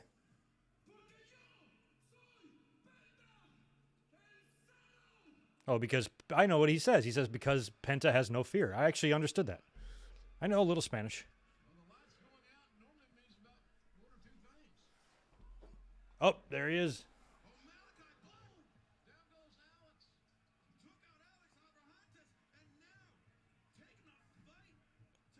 Have we even seen Brody King yet, other than that vignette? And there's no Phoenix to come. Oh, don't take his mask off. Oh, of course. Oh, phew. Oh, Griff Garrison, is that him? You can't wear pants like that, Griff, and expect to win a fight. I'm sorry. Look at this pants. Why do guys roll up their pants? With the eye patch, Julia. Why do guys roll up the pants now? I don't get it. Who wants to expose their ankles? Like, that's fucking stupid. I ain't trying to be cold on my ankles. It's the dumbest fucking thing I've ever seen. Look at this. Oh, I was about to say, he looks like he's counting. Usually when the lights go out in AEW, it's not that big a deal. Oh, there's Brody King.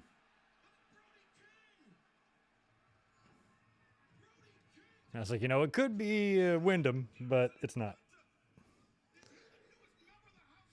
Of course he's the newest member. We saw him in that vignette. I could say this, though. He could use a few more tattoos. Wow.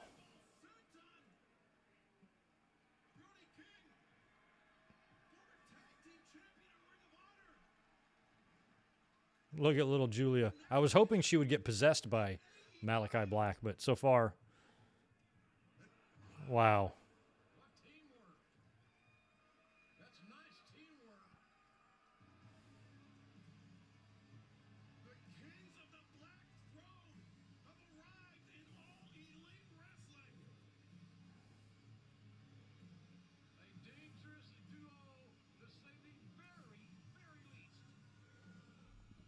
I thought we would have seen him in the flesh like 2 or 3 weeks ago. But now he's there. That's what you get, Griff Garrison, for wearing pants like that. What did you expect? You expect not to get your ass kicked? All right, coming up Friday, Layla Hirsch, Red Velvet Layla Hirsch. in a trios match on Rampage. But next week here on Dynamite, you, Chris Statlander, Orange Cassidy in a mixed tag against Adam Cole and Dr. Britt Baker. That's correct. Your good friend, Dr. Britt Baker. Yeah. Can you handle that? Yeah. Whoa, hold on, Stat. Don't you think that's a little selfish of you? We have a match this Friday on Rampage. Don't you think you should focus on that more? Ooh. Selfish, Layla. I'm not the one that's always trying to get the pin. I'm a little bit more concerned about helping out all of my friends. So if I didn't think I could handle it, I wouldn't accept it. So why don't you let me make my own decisions and back off? Ooh. Guys, listen. If we even stand a chance at winning on Friday, I need both of you to get it together. Okay? You cool? We're cool. Yeah, I can get it together. I like Layla Hirsch. She cracks me up. To the ring.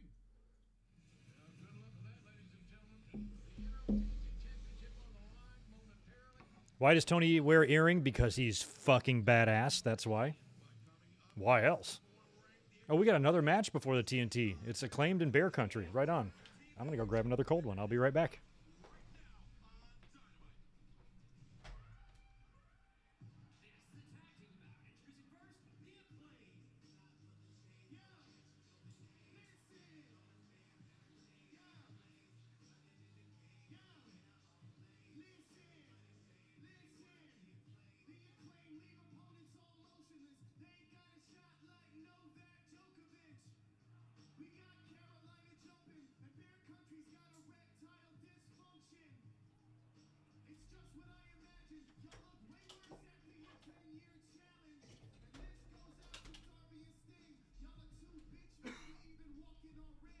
Oh, Lord.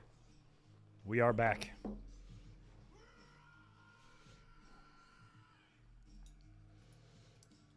I was like, why are you wishing me happy birthday? It's Tatanani's birthday? Happy birthday, man.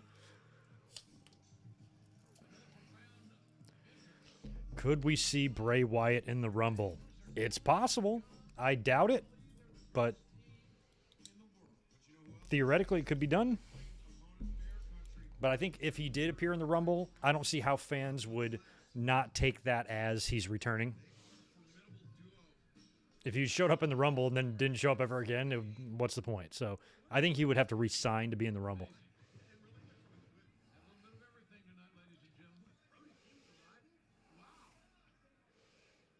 Max Russell Wilson Caster. He just looks exactly like him to me. Speaking of big, biggest tag team that we have, no question. Still to come tonight, our main event. Sammy Guevara defending the interim TNT championship against Daniel Garcia. A match we saw come together before our eyes this past Saturday night at Battle of the Belts.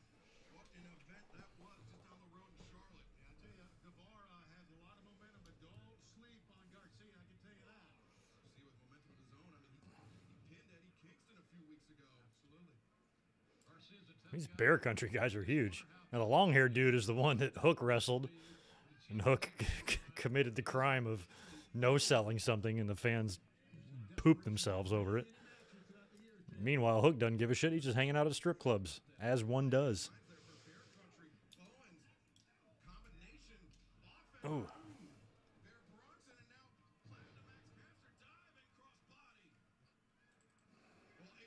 Dynamite will continue in picture-in-picture. Don't go anywhere, because you will see all.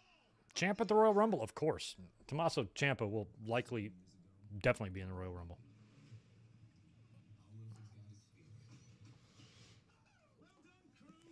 Damn, we got a 36 and a 55-year-old. Damn, y'all, better be making a will. The end is near. I'm right between both of you.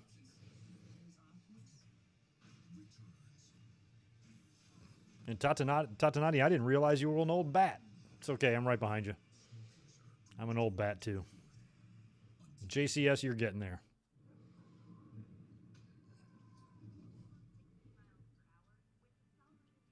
Think of it this way, JCS. Look at the bright side. You're 36, so you've got 40 more years until you'll be, like, wearing diapers. That's pretty good. I'm down to, like, 30. Tatanati's probably already wearing them. That's what happens, man.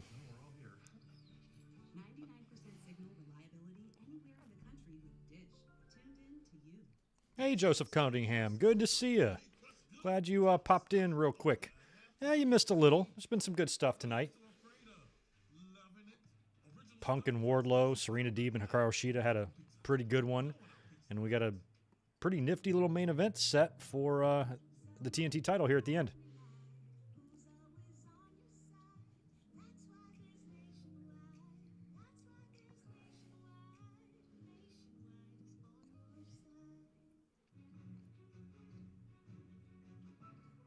Another 36 years, you'll definitely get that. You'll make it to 72. No problem. No sweat. Although I already have this. When I was a kid, I'm only telling this story because it's commercial. My friends and I was probably 13, and we got out the Ouija board. And we asked it when all of us were going to die. And it told me that I was going to die at age 56. So I got 12 years left to hang out with you guys.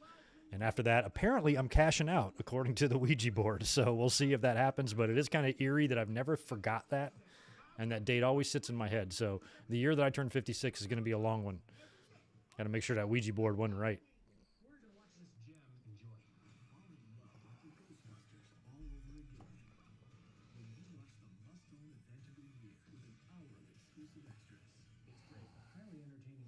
Hey, if Spaz, it's fine with me. Thanks for 5 more. I mean, if Mickey is in and they want to bring in another champ as well, or another personality from Impact, why not? I'm already bringing in one. But I think a lot of the Mickey stuff is because I don't think she's under any sort of real contract to Impact. She's going on her name and her veteran status and her word, you know.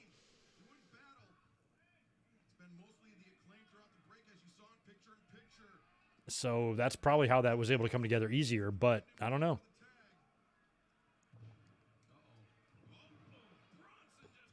Damn.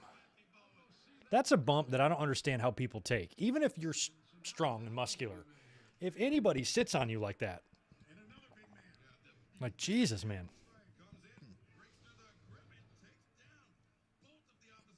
There's that one Yokozuna's bonsai drops. He had a bunch of them that look like they killed the person underneath. But there's one in particular that they used to use in like promo packages, or I think it was even on the intro to Raw or something one year, where he just comes down and he, normally Yoko's feet would be below him and he would just kind of sit down and he'd probably not have every ounce of his weight on the guy, but he just flattened his feet way out and just landed ass first on this poor guy. And I don't even know how he survived that. But you've probably seen it if you're a fan of 90s WWE. You know what I'm talking about.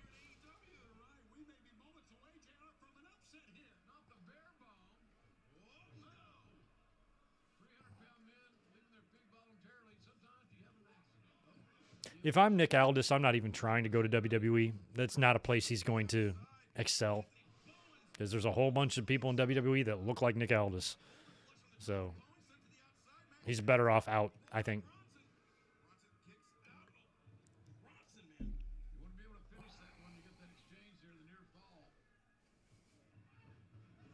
Stare down between Brock, Moose, and isn't Moose real little or short? I always think of him as short. Maybe he's not. He's not tall. I just imagine him going like this to both of them. Oh, nice elbow by Caster. He did. That was a Shawn Michaels-esque elbow drop. That was more Shawn Michaels than Randy Savage. I want to see a replay. He does the thing where when he did it. Looks like that was a Shawn elbow.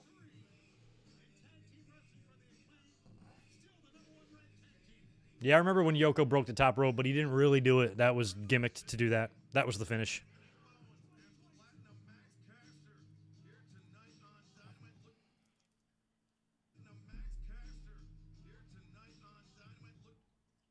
Oh, man, don't fuck up now. I want to see the replay.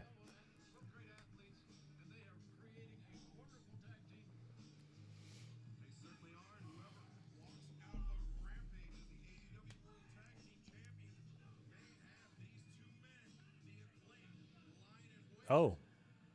More lights out? Oh, Sting.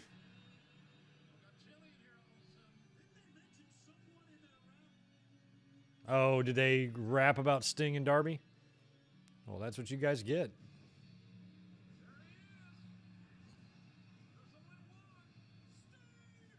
Sting. Sting and Raleigh. That's kind of cool.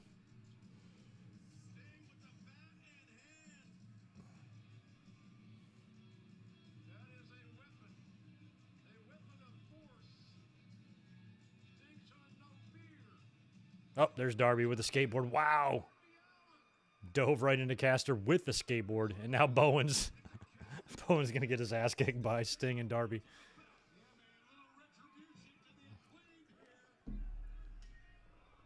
Oh, careful.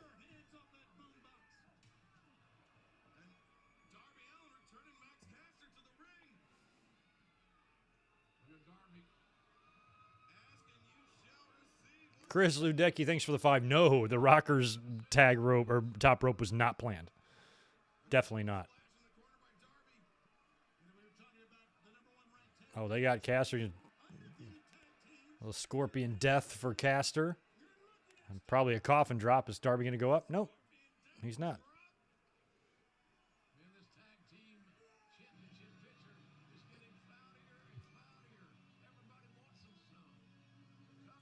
I mean, I think AEW, I like all the criticism coming in on them when they brought in Sting. I'm like, I think they have used him literally to perfection. Because, yeah, I think somebody of his age and his physical limitations, but they're still capitalizing on his name and his presence and what it means when he comes out. He's being used to mentor and give rub to a young guy. There's literally no better way you could have used Sting. So if anybody has a complaint about AEW, well, if WWE did or anything like that, you're a fool, because this is the way you utilize a legend. Give me AEW's usage of Sting over WWE's usage of Goldberg any day of the fucking week. Any day of the week. Who's this? Oh, it's Pac. Where are your eyes? alone, Where is his eyes, guys? desolate. Is this just another setback? Mm. Is it ever gonna come back?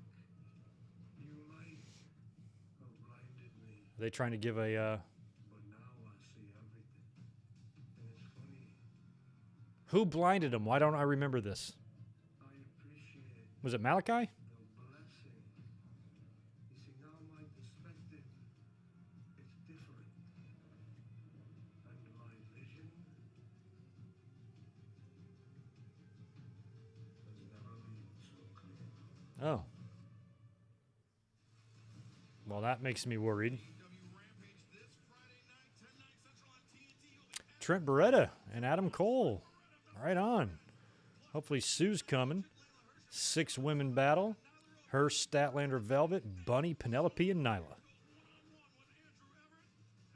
Andrew Everett and Spirit. Okay. Ooh, that'll be good. Oh, it's a special look. We're going to get that match. Lucha Express, Silver and Reynolds. Malachi with a miss. That's right. That was just like a few weeks ago, right? I remember now.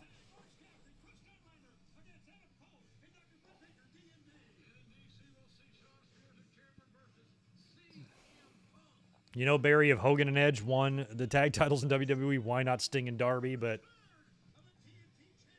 oh, I missed the Hikaru Shida match. Oh, I can rewind that, I think. Yes, I can. Oh, Sky Blue and Serena Deeb next Wednesday. Okay. And Cody next week, too. Okay, they've already got matches figured out. And he's got the title. So does that mean Sammy's not the champ? Okay, Sting and Darby and the Acclaimed next week. Right on. All right. Cody got booed. I did hear that.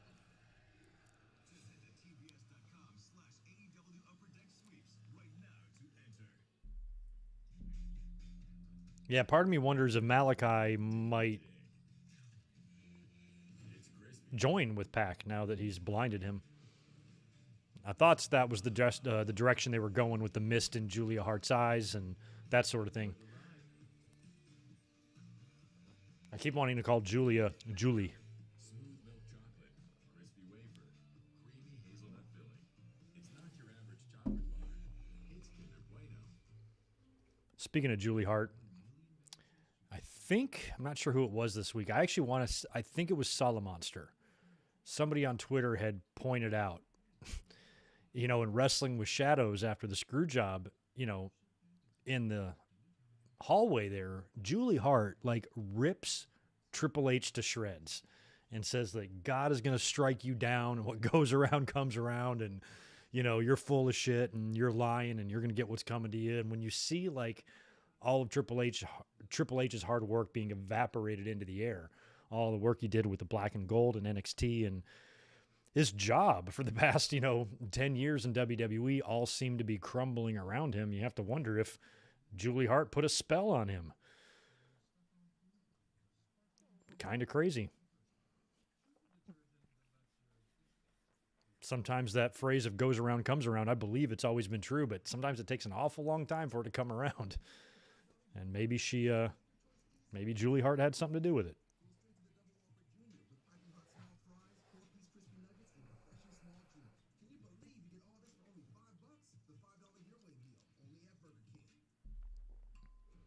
I did not catch that. Marcus. Was this just now? Julia was telling them to stop when they were attacking Black? Oh, thank you, Barry. Okay, he mentioned. It was Twitter where I saw it, so they must have been mentioning it on a show. That's probably what it was. But it's true,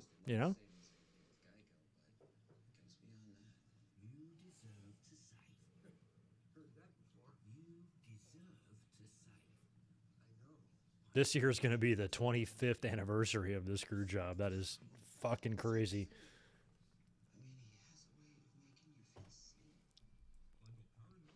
I remember when I got Wrestling with Shadows, as soon as I learned about it, I sent away for it. I sent a check to Canada, and I got it back in the mail, and I was one of the first people probably to get a copy of it. I mean, I was on top of it as soon as I heard it was coming out.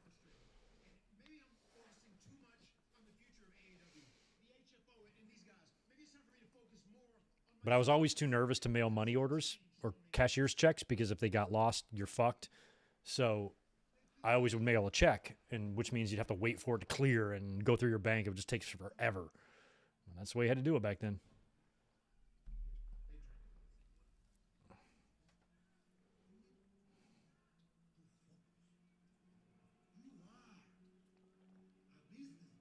I love Andrade. Has shit on Rampage where he thought Darby worked for Sting. Cracked me up. Tony's like, he doesn't work for him. They're friends. Oh, yeah? How you know?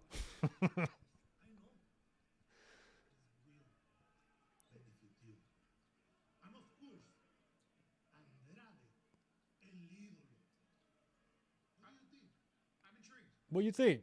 Matt Hardy might actually listen to this.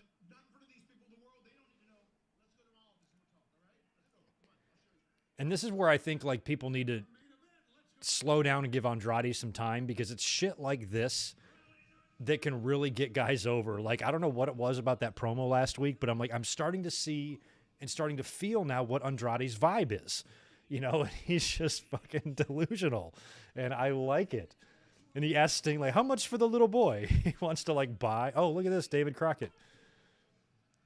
Like, to me, that can be fun. Those promos can be funny. The fact that he doesn't understand and he's got a really altered view of reality. I kind of like that. And I think they should run with it. Plus, with his English, too, it makes it even funnier. Just, you know, the way he speaks and stuff. I just love it. How is Garcia 12-9? He should have a way better record than that. I want to see Garcia versus Hook.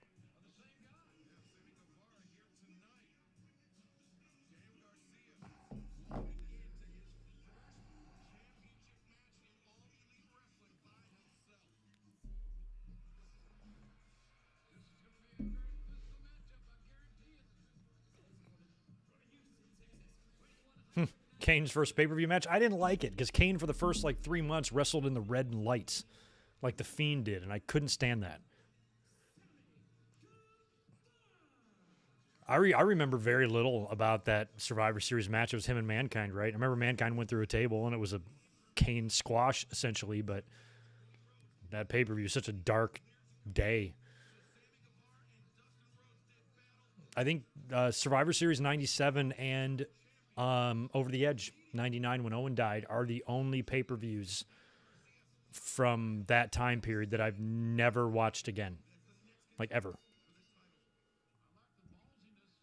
I've watched the Screwjob a couple times itself, but never the pay-per-view. Like the undercard. I don't give a shit what happened at Survivor Series 97. I don't care about the Bariquas. This is fucking gonna be good. I think Garcia's a touch more grittier than Sammy, but Sammy's got the finesse.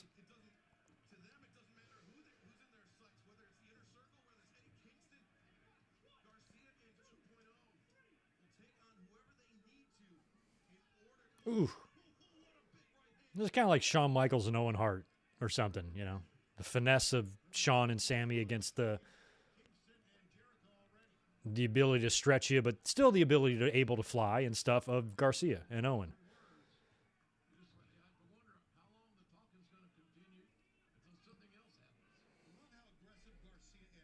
Oh, I didn't. Goldust turned on Team USA. That's what happened? Chris, thanks for the $5, dude. Yeah, you're right. It was Solid Monster. He talked about the standard screw job.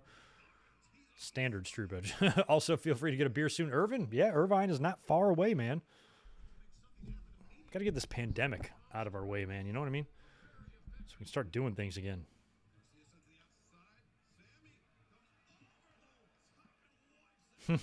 Yeah, you're right, Sonny, man. Danny Garcia did used to be married to The Rock, and they have a daughter in WWE developmental right now.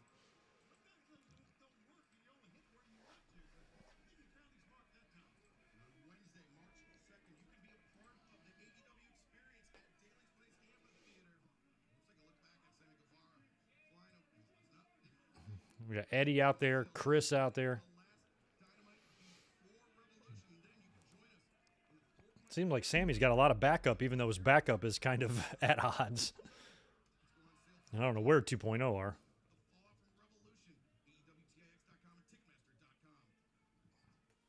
Oh, the stand for. Oh, I get what you're saying. That's what he was referring to. What Julie did to Triple H. Oh, that makes sense. Okay. We shouldn't joke about that, though. I mean, Triple H did have a legitimate health scare too. You know, he had the cardiac thing and all that. So, I would hope that Julie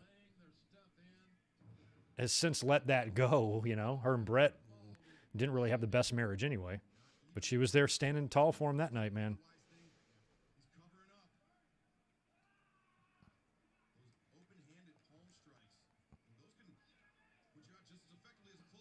Because Triple H seems to have a really good relationship with a lot of legends, but Brett is one guy that I always think and feel like did blame Triple H a little bit for all that, even more so than Shawn.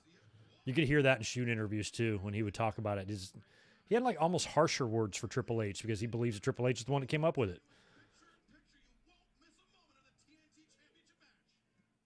And at the time, Triple H making those type of pitches and associating with the people he did, he was down further on the card than Brett. So Brett always, I think, took that as an insult.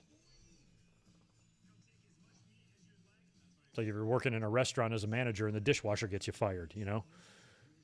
Something like that. But Brett always just had so much bitterness in his heart for Triple H. When he came back, I saw pictures of the two of them talking backstage and, you know, maybe even shaking hands or whatever. So I'm sure they're cordial, but deep down, Brett fucking hates Triple H. I am convinced of it. None of us beg. We can help you set up your business and help you keep it running. You're ready. I'm trying to keep an eye on Garcia and Sammy here in the pitcher. Garcia's grinding down, working Sammy over. I'm assuming next week on Dynamite, because Garcia's not going to win this match. Sammy's going to retain here. I think that if Cody's going to be on Dynamite, you should get Sammy coming out and the 2-belt thing, right, is what we're going to get. Hang him up. Ladder match. Yeah, Brett terrorizes Triple H any chance he gets. Brett is not a fan.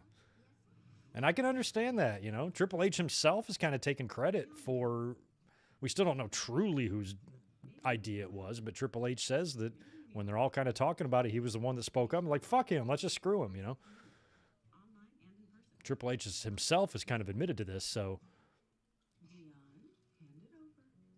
Now, how does that make you feel?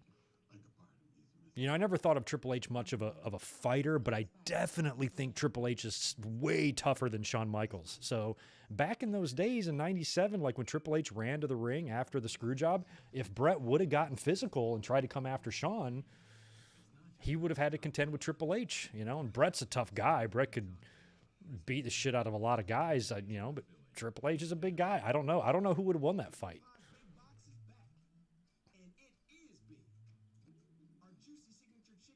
Triple H, lucky for him, has never found himself, because he's never much of a partier or a drinker. He's never found himself in the situation where he's had to get in a fight and, you know, have anybody tell a story about how tough he is or how he beat the shit out of some guy in a bar. Nobody really knows what Triple H can do. I would think that Bret Hart could take him, but you never know. Good news? Her kidneys are beating. Sling has live sports, news, and entertainment. It's the best of live TV for just $35 only. I need tweezers, rubbing alcohol, and a Western omelet. Be confident you're getting the best of live TV. You're gonna be fine. Try it free. Sling. TNT Championship hangs in the balance here on AEW Dynamite, our main event. Outstanding main event. Really an outstanding main event. Well, Sammy Guevara right now has got quite a bit to live for, if you catch my drift. That drift I just threw you, catch it. You know what I'm talking about. I agree with that. And certainly, these two guys are young and they're aggressive and their formative years are still in progress. Love the upside of this company. It's amazing when you think that Garcia's only been wrestling professionally for 4 years. 4 years. And he's got such boom. Yeah, Garcia is only 4 years in. Him and Hook could be fun.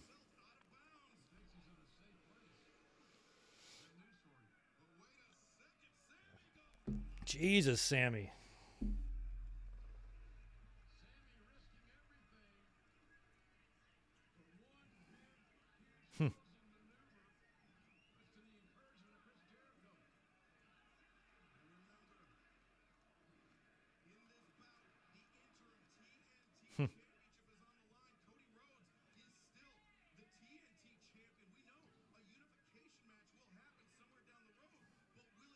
Triple H can poke your eye out with his nose. I don't know if it's that sharp. And also, I talked to Arn earlier. You heard what he said. He's watching this match very, very closely. The manager of Cody. Destroyer? Nope. I thought maybe Sammy was going for. Oh.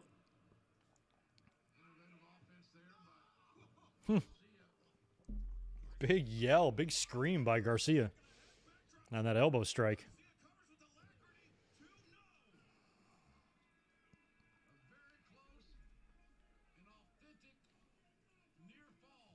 That was an authentic near fall, according to Jim Ross, as opposed to an inauthentic near fall. Those exist too, apparently.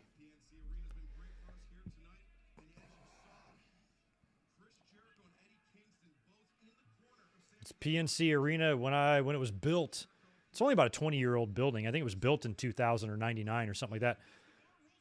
It was RBC Arena, which was formerly Centura Bank back in the day. GTH coming up.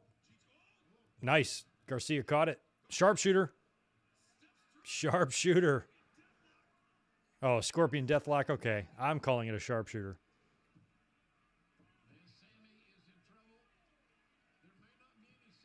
Ooh. Wow. Now that's definitely changed.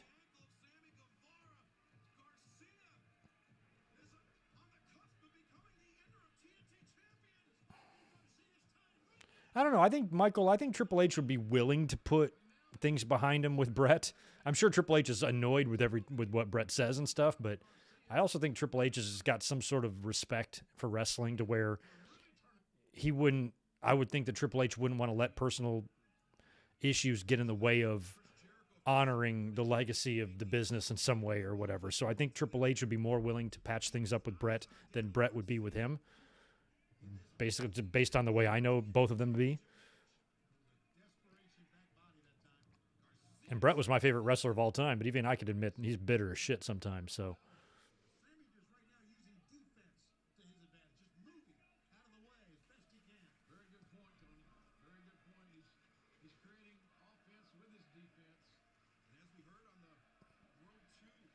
Let's go, Sammy. Jericho's got him riled up.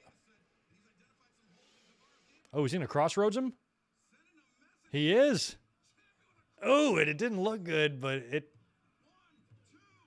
Garcia kicked out. He even did the Arn gun click thing. Yeah, it felt like a dud of a finish if that would have been it. I think the crowd should have been a little bit more behind that one. Yeah, it's the sharpshooter because it's put on right, exactly. Although Garcia did modify it at the end, though. He did like half sharpshooter, half calf crusher, which is also cool.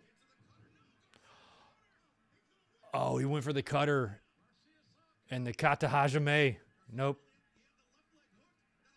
That's not it. It's just a regular old choke. Good God. I really like the way he pulled Guevara over like that.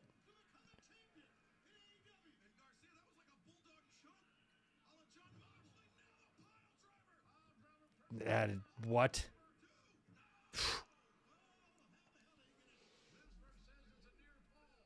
Remsburg says it was a near fall, and it was. I wasn't even sure how Sammy would have survived that. Spaz with 5 more. Triple H's nose is so big. Protection for Stephanie means 2 eye patches and a butt plug. Oh, Lord. Oh, my Lord.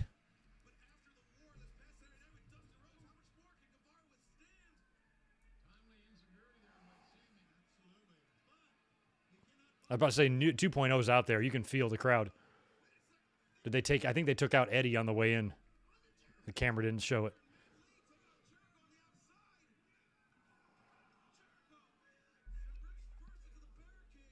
And Garcia's got Sammy all alone with 1 minute left here. Oh, there we go. There's a GTH right here. This will be ball game. Nope. No way. There he goes. Now he took them both out. That's it. That'll be your finish. Oh, God, it looks so weird the way he did it.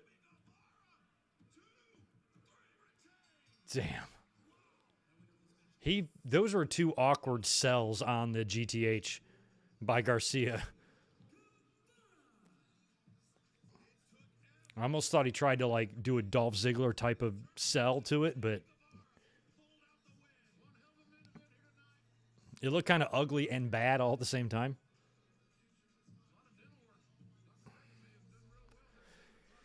I could probably see a dark side of the ring for Daphne, unfortunately, yes. I think there's enough meat on that bone based on what happened to her and her run in wrestling and the TNA stuff and the concussion and the suicide and all that.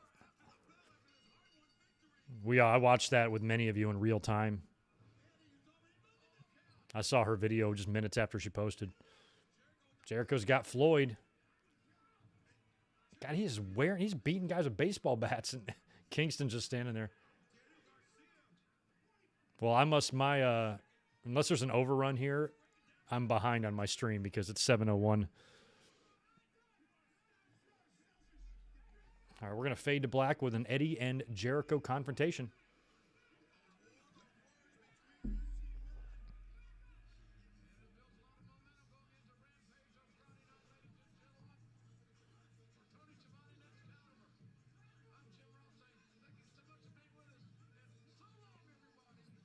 Jericho and Eddie Kingston. Why not? I don't know how good that match would be, but I do kind of like them at each other's throats a little bit. Well, all right, right on. That was fun, y'all. Thanks again for being here on a fun Wednesday. We had a great time doing Royal Rumble 2003 this past Sunday. This coming Sunday, we're going to watch Royal Rumble 1997 together. That's a fun one. So make sure you're here Sunday for that. I should be up here this week with either a news segment or potentially some mic drops, and we'll probably be here for a podcast for sure over the weekend, but my schedule's a little funny this week, so I have to see the way all that shakes out. But there's a couple of mic drops from the podcast that I put up yesterday on the channel that are there right now. And you guys will probably hear from me tomorrow, Friday, or Saturday, something like that. So make sure you stay tuned and stay subscribed. Shoot me a follow over on the Twitter, and thank you for hanging out and watching Dynamite again with me tonight. It's always a great time. Spaz, thank you for being the super chat champion of the night. Appreciate that. And thanks again to everybody else for being here as always. I will catch you guys in the next day or two. Until then, if you want to talk to me, shoot me a message over on the Twitter. Y'all be cool.